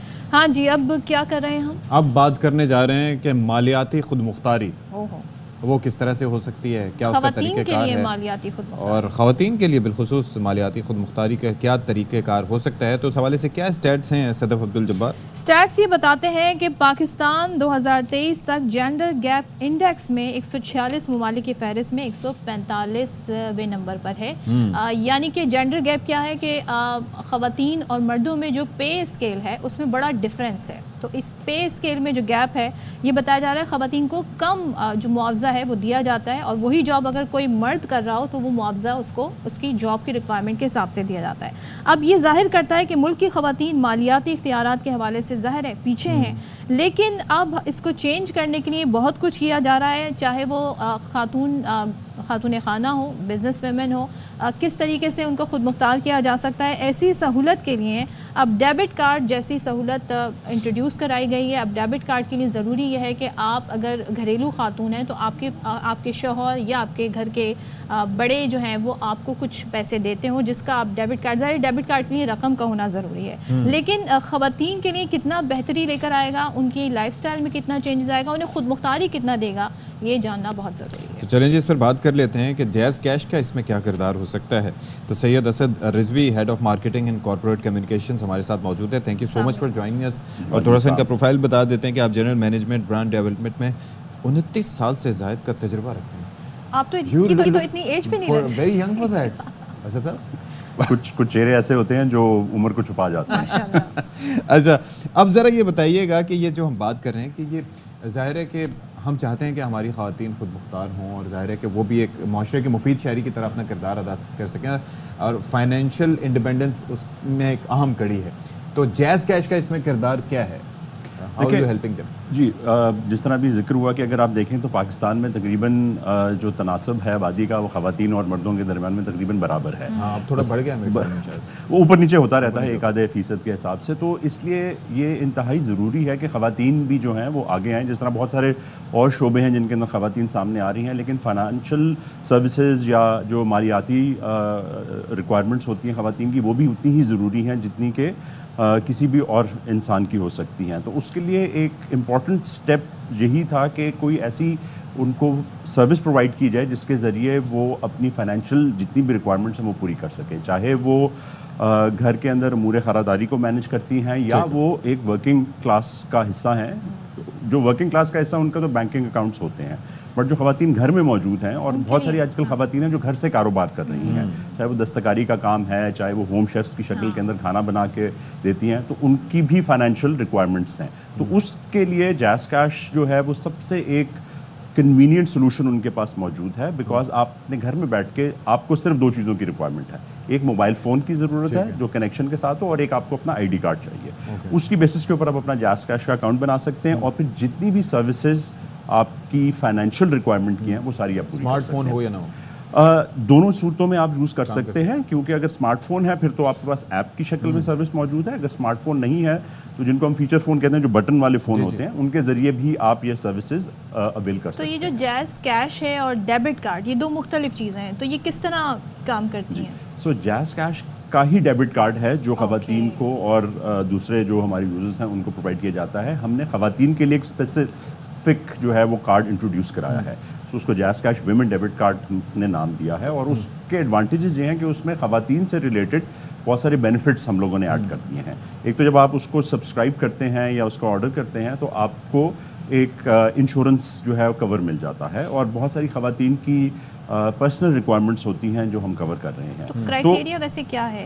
आप वही मैंने आपको जिस तरह जिक्र किया कि आपका वैलिड NIC होना चाहिए, नेशनल आइडेंटिटी कार्ड, और आपके पास एक मोबाइल फ़ोन होना चाहिए कनेक्शन के साथ। तो आप जैज़ कैश अकाउंट बनाएं और साथ ही आप डेबिट कार्ड ऑर्डर कर दीजिए। अच्छा, अब ज़रा ये बताइएगा कि जो ऐड बेसिकली आपका बना हुआ है वो बाज़ाहिर तो ख़वातीन के लिए है, लेकिन उस ऐड में खातून कोई नज़र नहीं आई, ये क्या मामला है? तो ये चक्कर क्या है? सो देखें, उसकी एक सबसे बड़ी तो एग्जांपल ये है कि मैं एक मर्द होकर यहाँ पे बैठा हूँ और ख़वातीन के बारे में गुफ्तगू कर रहा हूँ। देखिए नहीं, इसमें मकसद अशफाक ये था कि अगर आप देखें तो हम ये चाहते थे कि हम एक उस पहलू के ज़रिए से बात करें जो कि इसके लिए एक बैरियर बनता है। तो बहुत सारी हमारी ख़वातीन आगे इस वजह से नहीं आ सकती कि उनके घर के जो मर्द हजरात हैं वो इतना कॉन्फिडेंस नहीं उनको है कि हम ख़वातीन को आगे आने दें। तो इसलिए हमने ये सोचा, क्योंकि देखिए अगर बहुत सारी ख़वातीन हैं जो घर के अंदर अपना घर का बजट मैनेज करती हैं, जो एक बड़ा ख़ास तौर के आजकल के हालात के अंदर बड़ा मुश्किल है उसको मैनेज करना। सो वो फाइनेंशियली अगर आप देखें तो मेंटली तौर पे काफ़ी इनेबल्ड हैं इस काम के सिलसिले में।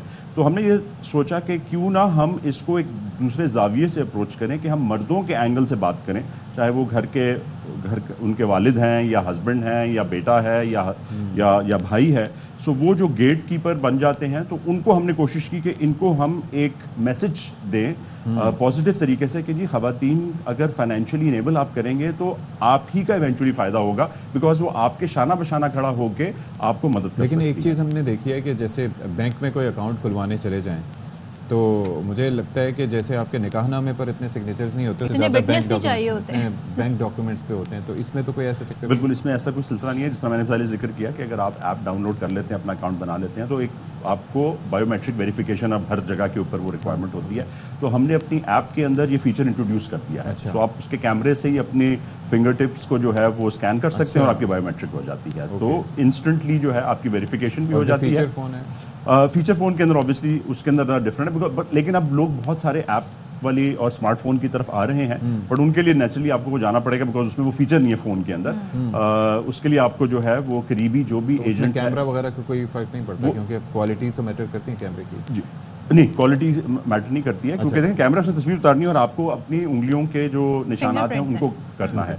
सो वो एक सर्टन आपने डिस्टेंस पे रख के उसको तस्वीर उतार के सबमिट करना है। रिस्पॉन्स सो फार? माशाल्लाह बहुत अच्छा रिस्पॉन्स है। उसमें हम बहुत सारे और भी ऐसे इक़दामात जो है वो कर रहे हैं ख़वातीन के लिए, क्योंकि हमें ये लग रहा है कि ख़वातीन का जो रिस्पॉन्स है वो बहुत पॉजिटिव है। हमें क्योंकि फ़ीडबैक मिलता है, हमारे कॉल सेंटर्स हैं जो पाकिस्तान से लोगों से मुंसलिक हैं, सो वहाँ पे हमें कॉल्स आती रहती हैं, हमारे जो सोशल हैंडल्स हैं उनके ऊपर बहुत सारे मैसेजेस आते रहते हैं।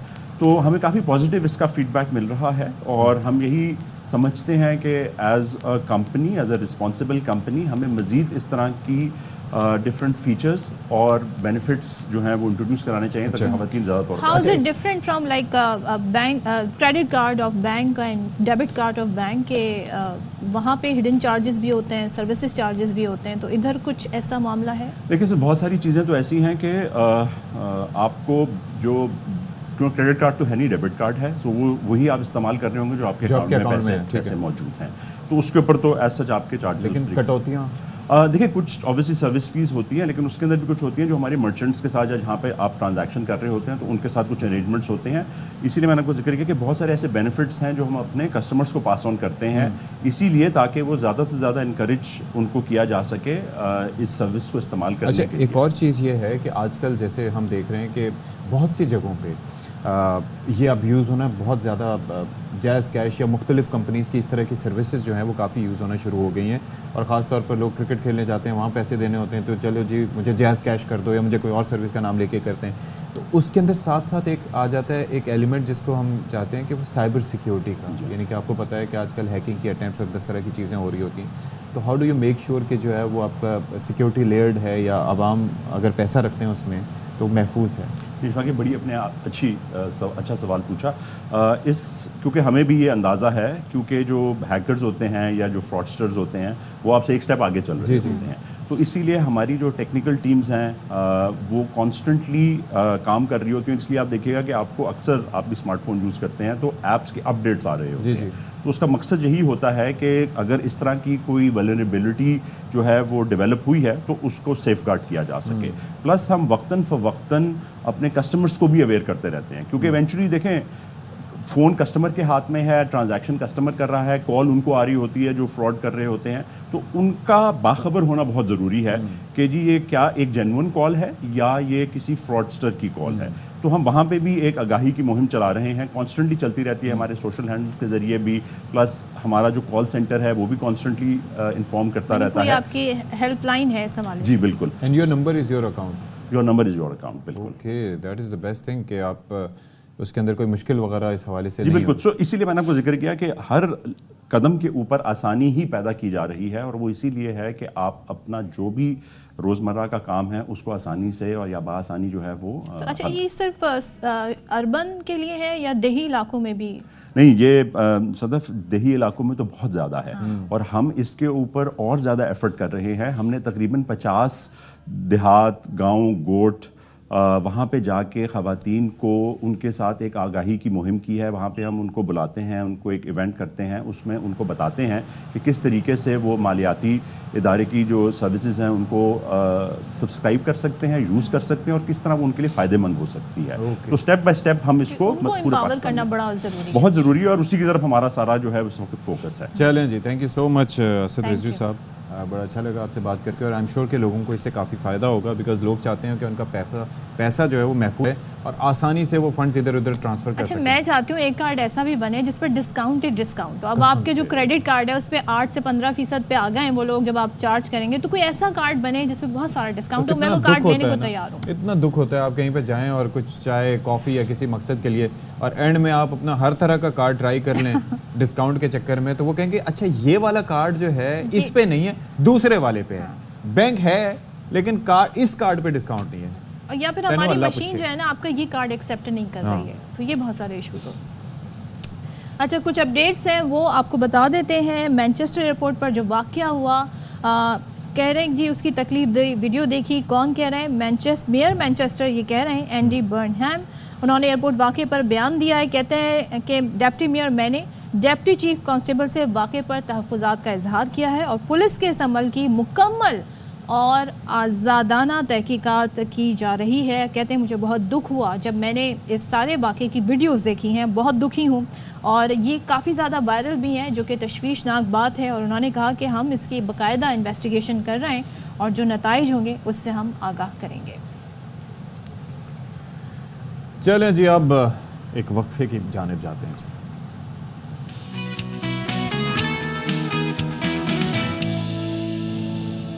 Welcome back once again. और इससे पहले कि सेगमेंट की तरफ बढ़ें, आपके साथ अपडेट शेयर कर लेते हैं। इस्लामाबाद हाई कोर्ट में पीटीआई की 26 जुलाई को इस्लामाबाद में एहतजाज की इजाज़त के लिए दरख्वास्त पर समाअत हुई है। हुसैन अहमद चौधरी मज़ीद तफसीलात दे रहे हैं, बताइएगा जी। जी देखिए, तकरीबन ये 1-1.5 महीने से ये केस जारी था। इससे पहले ये केस चीफ जस्टिस की अदालत में मौजूद था। अदालत की जानिब से इजाज़त दी गई थी, ताहम चीफ कमिश्नर की जानिब से जलसे की इजाज़त जो है वो मनसूख कर दी गई थी। दोबारा मामला हाई कोर्ट आया तो अदालत ने पीटीआई को जलसे की इजाज़त दी है, लेकिन उन्हें ताहाल भी एनओसी जारी नहीं किया गया। आज जस्टिस समन रिफत की अदालत में समाअत हुई है और अदालत ने जिला इंतजामिया को कल के लिए दोबारा नोटिस जारी कर दिया है। जी बहुत शुक्रिया आपका। अच्छा जी, पाकिस्तान सयाहों के लिए किसी जन्नत से कम नहीं, बिलाशुबा, इसमें कोई शक नहीं है। यहाँ पर कदीम सकाफ़ती विरसा भी है और मुख्तलिफ़ मज़ाहिब के सैकड़ों मुक़द्दस मकामात भी मौजूद हैं जो दुनिया के लिए तवज्जो का मरकज़ हैं।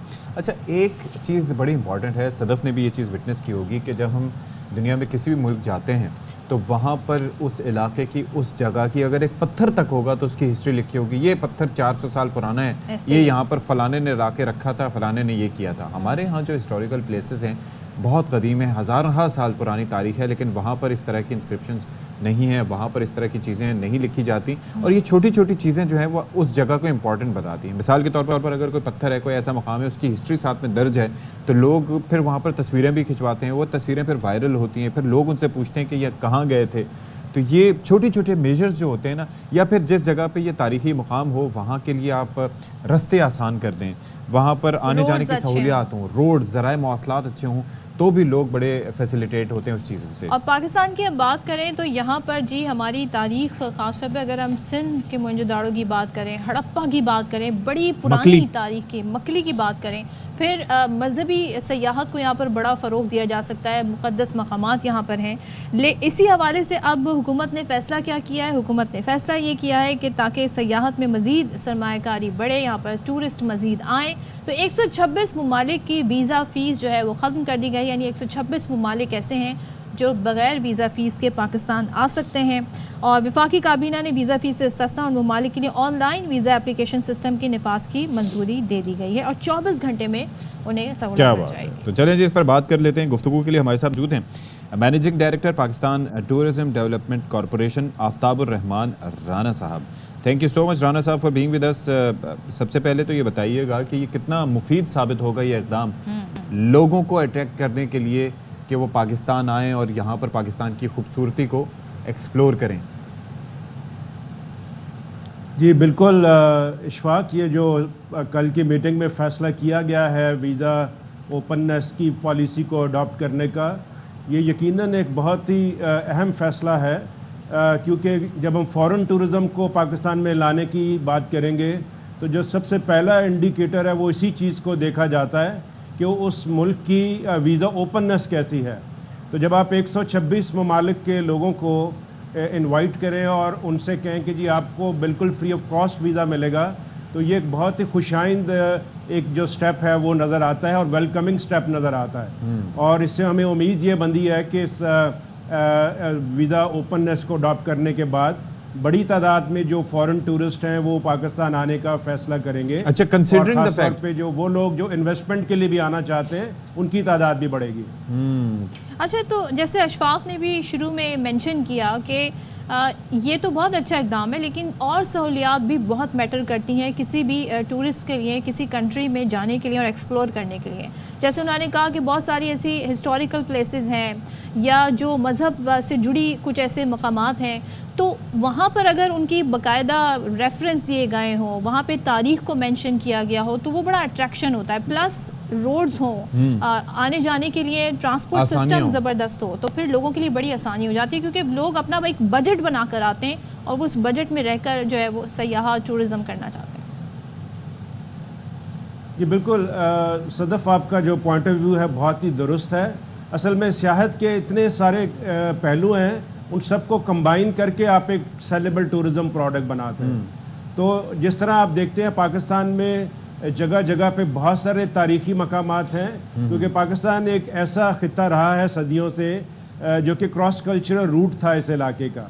तो यहाँ पे आपको मुख्तलिफ़ तहज़ीबों के आसार तकरीबन मेहरगढ़ से अगर आप शुरू हो जाएं तो 9000 साल की तारीख आपको नज़र आती है। क्या बात तो इस सिलसिले में भी बहुत सारे इक़दामात दूसरी एंड के ऊपर वफाकी हुकूमत और सूबाई हुकूमतें मिलकर कर रही हैं। इन तमाम सियाती मकामात की जियो टैगिंग की गई है। क्या बात और वहाँ पे अभी मुख्तलिफ प्रोजेक्ट्स को डेवलप करने के लिए कुछ प्रोजेक्ट गवर्नमेंट खुद डेवलप कर रही है और कुछ हम अपने जो ऐसे ममालिक जो हमारे दोस्त ममालिक हैं उनके साथ पार्टनरशिप बेसिस के ऊपर कुछ प्रोजेक्ट डेवलप कर रहे हैं। खास तौर पर जैसे आप देखते हैं कि हमारे यहाँ गंधारा हेरिटेज है, हमारे यहाँ सिख हेरिटेज है, बुद्धिस्ट हेरिटेज है, और साथ ही साथ बहुत सारे इलाके में आपको आपके इस्लामिक हेरिटेज की जो मकामात हैं वो मिलते हैं। तो एक पूरा एक सिलसिलावार अब प्रोग्राम शुरू मैं तो किया यही अर्ज गया कर रहा हूं ना कि इन तारीखी मकामात को प्रिजर्व भी किया जाए और अच्छे तरीके से प्रमोट भी किया जाए। यहाँ पर तो किसी पत्थर के ऊपर आप लगा देंगे ना ये 9000 साल पुराना है, तो अगले दिन सारी दुनिया में इसकी तस्वीरें वायरल हो जाएंगी। ये 2 दिन बाद लगा देंगे जी नहीं है, इट वॉज अ मिस्टेक। लेकिन बात ये just for the sake of a joke मैं ये अर्ज कर रहा था कि एक चीज़ ये है कि आप ये सोचिए कि यहाँ पर अभी कल एक डॉक्यूमेंट जो शेयर किया था आपने जिसमें कराची को दुनिया का दूसरा रिस्कीएस्ट सिटी करार दिया जा रहा है। एक जानिब इस तरह का प्रोपोगेट किया जा रहा है, हो सकता है इसके रीजंस भी हों, लेकिन we are living here and we are well and fine. तो ऐसे जो चीज़ों को निगेट करने के लिए गवर्नमेंट क्या इक़दाम कर रही है, इस बारे में आपकी ज़ाहिर है कि मुतालिका मिनिस्ट्री से भी बात होती होगी। जी जी बिल्कुल इशफाक, ऑब्वियसली जो पहला सवाल किसी भी सयाह के दिमाग में आएगा जब वो फैसला करेगा पाकिस्तान आने के बारे में, क्या ये मेरा वहाँ जाना मैं सेफ़ है कि नहीं जी, is it safe to go to Pakistan. तो सेफ्टी का element is very important for tourism promotion. तो हम देखते हैं कि ज़्यादा जो इशू है वो परसेप्शन का है। पाकिस्तान जैसे मसाइल दुनिया के और भी बहुत सारे ममालिक में हैं, लेकिन उसके बावजूद उनका परसेप्शन इतना बुरा नहीं है जितना पाकिस्तान का है। जी जी। तो हमें यकीनन इसके ऊपर बहुत सारी कोशिशें करना पड़ेगी। पाकिस्तान के जो मुख्तलिफ इदारे हैं उनको भी, पाकिस्तान के जो मीडिया है उसको भी, और ख़ास तौर पे जो हमारी एक आजकल टेक्नोलॉजीज़ के ज़रिए जो आईटी के ज़रिए आउटरीच हो सकती है लोगों तक, उसको बहुत बेहतर करना पड़ेगा मालूमात की रसाई के हवाले से। अच्छा राना साहब, एक और चीज़ भी है, पॉकेट ऐसे हैं जहाँ पे रिस्क का एलिमेंट है। एक और फैक्टर है कि जो पाकिस्तान में जो टूरिज्म को ज़ाहिर है कि गवर्नमेंट सिर्फ नहीं दे सकती, लेकिन ये जो प्राइवेट सेक्टर है इसके अंदर कोई वो कहते हैं चेक एंड बैलेंस होना बहुत ज़रूरी है। मिसाल के तौर पर जो माफियाज हैं काम कर रहे हैं, कहीं पर सड़कें इसलिए नहीं बनने दी जा रही कि जी वहाँ पर जो पूरा एक ट्रांसपोर्ट का माफिया उनकी जीपें चल रही होती है, अगर सड़कें बन गई तो वहाँ पर जीपें कैसे उनकी चलेंगी। फिर कहीं पर जो ये एक साथ सड़कें बन गई तो वहाँ पर एक होटलिंग की जो एक इंडस्ट्री कायम हो गई, जो सर्विस चार्जेस और रूम रेंट के नाम पर पता नहीं क्या क्या कर रहे होते हैं। फिर ये जो आपको पता है कि जगह जगह ये पैरासेलिंग और काफ़ी चीज़ें स्टार्ट हो गई हैं अब, उसके अंदर उनकी इक्विपमेंट की सेफ्टी के मेजर्स किस तरह से लिए जाते हैं, उनको किस तरीके से महफूज बनाया जाता है लोगों के लिए, कि दुनिया को देख के फॉलो तो कर लिया लेकिन आपको पता है कि यहाँ पर हमारे यहाँ मेंटेनेंस ना होने के बराबर है। ये काफ़ी चीज़ें हैं जिसको मद्देनजर रखना होगा। मोनोपोली भी, यानी मोनोपोली किसी भी एक है के पास ना हो, मल्टीपल चॉइसेस हो लोगों के पास। जी बिल्कुल इशफाक, इस चीज़ के ऊपर भी हमारी बड़ी अभी कड़ी नज़र है, और ख़ास तौर के ऊपर ये जो हमारा भी SIFC का प्लेटफॉर्म है जो पाकिस्तान में इन्वेस्टमेंट प्रमोशन को और बिजनेसेस की प्रमोशन के ऊपर बड़ी तंदही के साथ काम कर रहा है, उस प्लेटफॉर्म से भी अभी ये टास्क रखा गया है कि we need to establish a national tourism regulatory authority, जी जो इन तमाम अमावल को जो आपने भी बयान किए, होटल्स के क्वालिटी सर्विसेज, उनके रेट्स, इसी तरह दीगर जो हमारे सर्विसेज हैं ट्रांसपोर्ट के, टूर ऑपरेशन के, इसको रेगुलेट करना है और इनकी क्वालिटी सर्विसेज को अपग्रेड करना है। और इसके ऊपर एक हुकूमत नई कानून साजी भी करने जा रही है, और अगले हफ्ते इंशाल्लाह मंडे को इसके ऊपर तमाम स्टेक होल्डर की एक नेशनल कंसल्टेटिव वर्कशॉप भी हो रही है, ताकि हम एक पूरा पाकिस्तान के लिए एक नेशनल रेगुलेटरी अथॉरिटी का फ्रेमवर्क अडॉप्ट करें। ठीक है, थैंक यू सो मच। हमारे साथ मौजूद है आफ्ताब साहब, बहुत शुक्रिया आपका, और होप कि इसमें मज़ीद काम करने की ज़रूरत है, किया जाए तो बहुत कुछ सयाहत में हम पॉजिटिव होता हुआ देख सकते हैं। अच्छा जी, से बीच में कराची शहर की बात हुई थी, तो कराची के मसाइल बड़े मुख्तलिफ किस्म के। अब कराची में गुज़िश्ता रात तेज़ रफ्तार ऑयल टैंकर उलट गया था, कार सवार उसमें जाँ बहक हुआ। अब क्या हुआ है, ये जो कार सवार की जान भी चली गई, टैंकर जो उल्टा तो अब तक इसको नहीं हटाया गया है। इसकी वजह से जो शार फैसल है वो कई किलोमीटर तक यहाँ पर हम गाड़ियों की तवील कतारें देख रहे हैं, बिलखुसूस जो मेट्रोपोल जाने वाले हैं, सदर है, क्लिफ्टन, डिफेंस जाने वाले शहरी हैं, उनको काफ़ी ज़्यादा इस वक्त परेशानी का ये मंजर आप देख रहे हैं। तो क्या सूरत हाल है इस वक्त, नज़ीर शाह बता रहे हैं जी।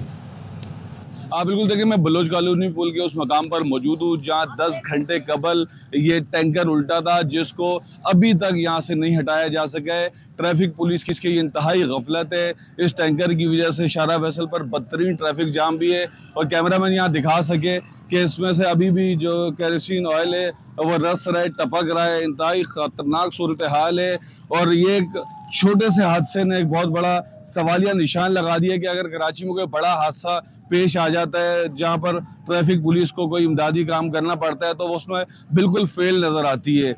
आप ये देख सकते हैं कि ताहाल इसको हटाने के लिए कोई इकदाम नहीं किए गए, और पुलिस यहाँ पर मौजूद है, रेंजर्स यहाँ पर मौजूद है, और तमाम रेस्क्यू इदारे 112 यहाँ पर मौजूद है, लेकिन ट्रैफिक पुलिस का कोई अमला आपको यहाँ पर नजर नहीं आएगा। ना ही वो इनको हटाने के लिए कोई कोशिश कर रहे हैं, ना ही ट्रैफिक कंट्रोल हो रहा है, और अभी भी कोई वक्त नहीं बताया जा रहा है कि कब तक इसको यहाँ से हटाया जाएगा। ये इस वक्त भी ऐसा लगता है कि ये मुकम्मल तौर पर भरा हुआ है, और यहाँ से ये बहता हुआ दूर तक जो है ये जा रहा है, और इससे कोई बड़ा हादसा भी रोनुमा हो सकता है, लेकिन इसको हटाने के लिए कोई संजीदा इकदाम दिखाई नहीं दे रहे जी। अच्छा, ये तो बड़ा कंसर्निंग है, ये वैसे हटाया जाना चाहिए। और मुझे बड़ी हैरत है, शायद मेरे ख्याल में पुलिस और रेंजर्स वहाँ पर हैं, वरना तो लोग तबर्रुक के तौर पर इसको ले लेके भर भर के जा रहे होते घरों को। जी, और ये गुज़िश्ता रात 4 बजे का वाक़या। कराची एक आपका इकोनॉमी का हब है, वहाँ पर इस और वो भी तरह शारे फैसल पे। ट्रैफिक का रुक जाना शारे फैसल पे, तो बहुत कुछ नुकसान भी होता है। और यहाँ पर बड़ी बड़ी मशीनरी भी मौजूद हैं ऑलरेडी, तो और शहर में अब जाग जाना चाहिए कि हालात कहाँ पे पिन पॉइंट हो जाती है हर चीज़। लोग सोशल मीडिया पे अपलोड कर देते हैं वीडियो बनाकर, हर तरफ से आगाही हो मुताल्लिका जाती इदारों है। के लिए काफ़ी आसानी होती है ये काम करना। और एक भाई एक टैंकर ही है यार, क्या है ये। तो चलें जी एक ब्रेक लेते हैं।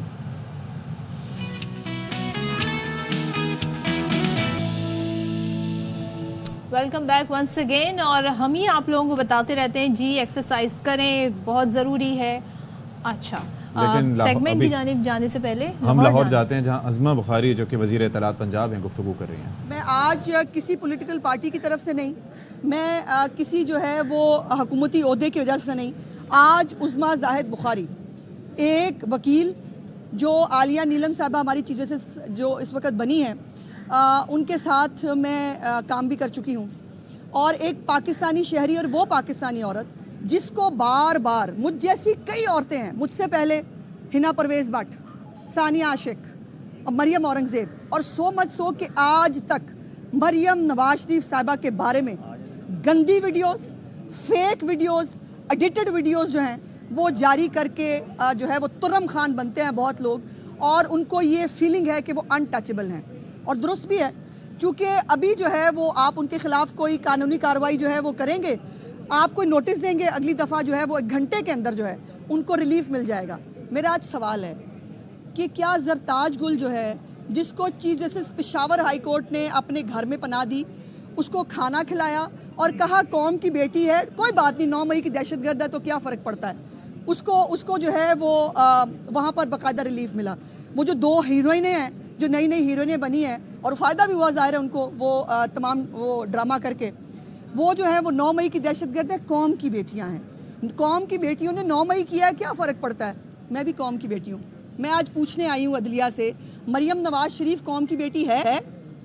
मरियम औरंगज़ेब कौम की बेटी है?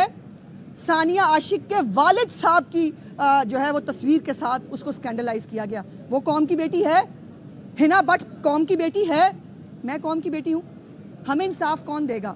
मेरा सवाल ये है कि इसी हाई कोर्ट में रिवायत है, इस हाई कोर्ट में हो या इस्लामाबाद हाई कोर्ट में हो, रिवायत है कि पिटीशन दायर होती है, एग्जैक्टली 3 मिनट के अंदर उसको नंबर लगता है, 15 मिनट के अंदर अंदर जो है वो फिक्स होके इंसाफ मिल जाता है उनको।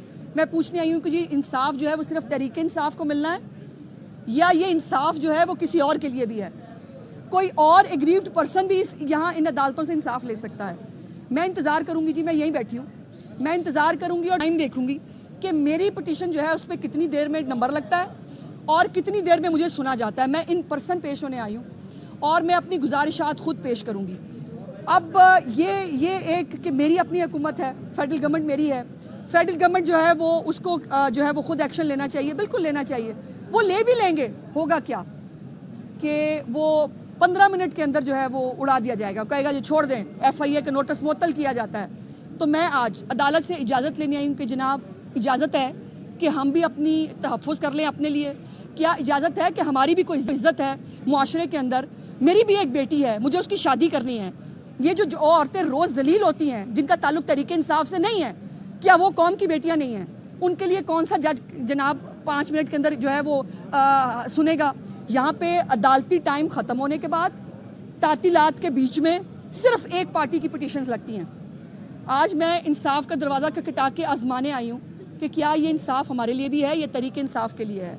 और आज ये वंस फॉर ऑल तय हो जाना चाहिए कि क्या ये जो रिलीफ कौम की बेटियों को मिलता है, कौम की बेटियाँ एक स्पेसिफिक पार्टी की हैं या बाकी भी कौम की बेटियाँ हैं। अब ये जो नोटिसेस हैं जिसको बड़ी आसानी से बग़ैर सोचे समझे जिनको जो है वो रिजेक्ट कर दिया जाता है, मुअत्तल कर दिया जाता है।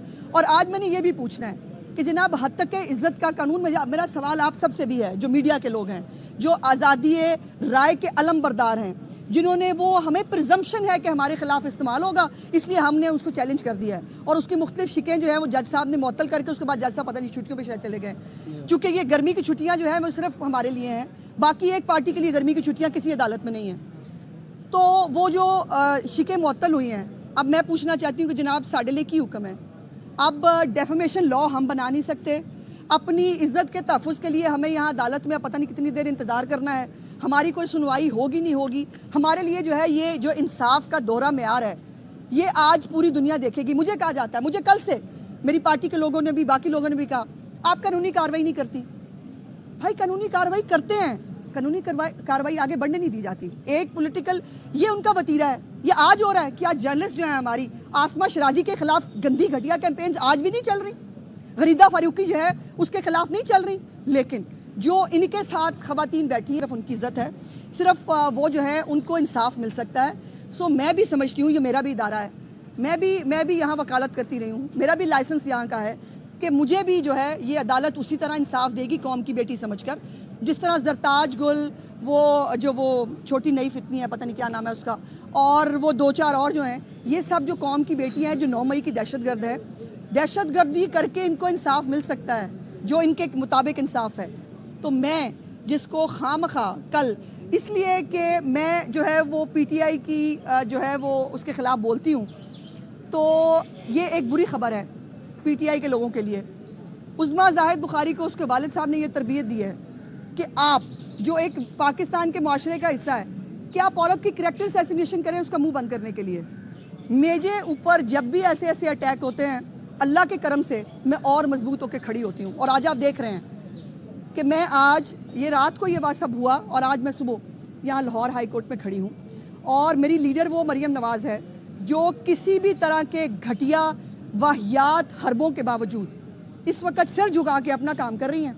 और पंजाब के लोगों को एयर एम्बुलेंस है, फ्री अद्वियात हैं, लैपटॉप्स हैं, फ्री बाइक्स हैं, बच्चियों को वर्चुअल पुलिस स्टेशन हैं, बच्चियों को जो है वो इंसाफ देने की, तहफ़्फ़ुज़ देने की कोशिश कर रही हैं। बट ये इस अमारत का भी जो फ़र्ज़ है तमाम औरतों के लिए अक्रॉस द बोर्ड वो फ़र्ज़ जो है वो अदा होना चाहिए। और मैं इंतज़ार करूँगी जी कि मुझे जो है, और ये हम टाइम देखेंगे कितने बजे हुई है जी हमारी पिटीशन, आधा घंटा हो गया जी। तो मैं उन खुशकिस्मतों में से नहीं हूँ जी जिनकी पिटीशन जो है वो 3 मिनट में लग जाए, नंबर लग जाए उसका, 10 मिनट के उसमें उसकी अदालत में पेशी हो जाए और मुकम्मल 12 मिनट के अंदर इंसाफ मिल जाए। तो मैं उन खुशकिस्मतों में से तो नहीं हूँ कि जिसकी जो है वो 3 मिनट के अंदर नंबर लग जाए। देखते हैं जी कि हमें हमारी पिटीशन को नंबर कितने बजे लग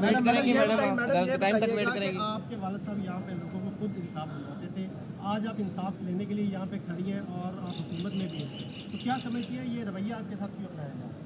नहीं, बात रवैये की नहीं है, बात उस दोहरे मेयार की है जो इंसाफ का इस वक्त पूरी कौम देख रही है कि एक पॉलिटिकल पार्टी और उसके लोग, उनको अदालती टाइम ख़त्म होने के बाद भी कैटर किया जाता है। उनको अदालती छुट्टियां, हमारी नजर सानी की अपील नहीं लग सकती सुप्रीम कोर्ट में चूँकि तातीलात हैं, तातीलात में जो है वो ख़त्म नहीं की जा सकती, हमें यह बताया जाता है। लेकिन उनकी पिटीशन जो है वो इस्लामाबाद हाई कोर्ट में अदालती टाइम ख़त्म होने के बाद भी लगती हैं। चीफ जस्टिस आमिर फारूक साहब बैठे होते हैं, वो उनको माशाल्लाह सुनते भी हैं। तो सर हम भी किसी की बेटियां हैं, चले आपकी ना सही, हम जो है वो, लेकिन कौम की बेटियां जब आपने कहा है, या फिर कौम डिफाइन कर दें, कौम सिर्फ तरीके इंसाफ है, बाकी सारे जो है वो यहाँ पे ऐसे ही है। मैडम ये बताइए कि खवातीन के साथ ये बहुत पहले भी हो चुका है, इसमें सियासतदान तो शामिल हैं ही, लेकिन मर्द भी इसमें शामिल हैं, इसमें सेलिब्रिटीज भी शामिल हैं, इसमें आम घरों की लड़कियां भी शामिल हैं। उनके लिए हुकूमत, देखिए मैं आज बारिश का कतरा बनने आई हूँ कि जो डेफेमेशन का लॉ हमने इसीलिए बनाया था कि तमाम लोगों को जिनकी हद तक की जाए वो उनके पास एक फ़ोरम मौजूद हो। मेरा सवाल ये है जो मैंने पूछना है कि जी आपने जो हद तक इज़्ज़त कानून को उनकी शिकें मुअत्तल कर दी, अब हमारे पास ऑप्शन क्या है, हम कहाँ जाएं, हम जो है वो इंसाफ कहाँ से लें, यही तो मेरा सवाल है। और दूसरी बात यह है कि ये वतीरा है, जो पीटीआई के साथ फनकार खड़ा है सिर्फ उसकी इज़्ज़त महफूज है, जो क्रिकेटर जो है वो इमरान खान की टीसी करे सिर्फ वो क्रिकेटर है, वो जो है वो कौम का हीरो है, जो सहाफ़ी हैं वो आपके प्रोपेगेंडा सेल का हिस्सा हों और इमरान खान की गुड्डी चुप के रखते हो, सिर्फ वो सहाफ़ी हैं, उनकी इज्जत महफूज है। ये दोहरा मेयार नहीं चल सकता। और मैं उनको खुद कुत्ते के साथ मिला दिया गया, कहाँ, किसने? किताब के अंदर लिखा गया और पूरी सियासी जमातों ने और टीवी के ऊपर बकायदा रहा इमरान खान के साथ कुत्ते को मिला दिया गया। नहीं, गलत है। जिसने अगर ये भी किया तो बहुत गलत है, कतन नहीं हो सकता। देखिए सवाल ये है कि मेरी टाइमलाइन जाके देख लीजिए, आज तक मैंने below the belt Imran Khan के बारे में, बुशरा बीबी के बारे में या किसी के बारे में भी कोई बात की हो, इवन या मैंने किसी ऐसी ट्वीट को इनकरेज किया हो, मैंने किसी को रीट्वीट किया हो, मैं किसी को फॉलो करती हूँ, मैंने हमेशा एक डिसेंसी को जो है वो प्रायोरिटी दी है, लेकिन सवाल यह है कि दूसरी तरफ से जो हो रहा है उसको कहीं तो रुकना है ना, उसको कहीं तो रोका जाएगा। और ये किसका काम है? अभी FIA का नोटिस जो है मैंने आज प्रेयर भी की है। एक तो मेरी प्रेयर ये है कि जी FIA को जो है इस पर कार्रवाई करने के लिए कहा जाए। मैं खुद कह देती FIA को, लेकिन वो नोटिस मुअत्तल हो जाना था अगले 5 मिनट के अंदर कि जी नोटिस मुअत्तल किया। एक मिनट नोटिस मुअत्तल किया जाता है। मैं इजाज़त लेने आई हूँ कि जी इजाज़त है माई बाप हम FIA को नोटिस दिलवा लें, क्योंकि चलें जी, ऑल राइट। ये मनाजिर आपने देखे लाहौर से, जहाँ पर वज़ीर इत्तलात पंजाब उज़्मा बुखारी साहिबा ना, ये भी क्लैरिफाई हो गया। पहले हम अज़मा बुखारी कहते थे, लेकिन आज वो खुद को अपना नाम उज़्मा बुखारी कहती नहीं, तो अब आज से उन्हें उज़्मा बुखारी ही समझा जाए। चलें जी, अपना बहुत सारा ख्याल रखिएगा। आपसे फिर मुलाकात होगी। वक्त ख़त्म हो गया है, सो फिर आपसे इजाज़त का वक्त भी आ गया है। अल्लाह हाफ़िज़।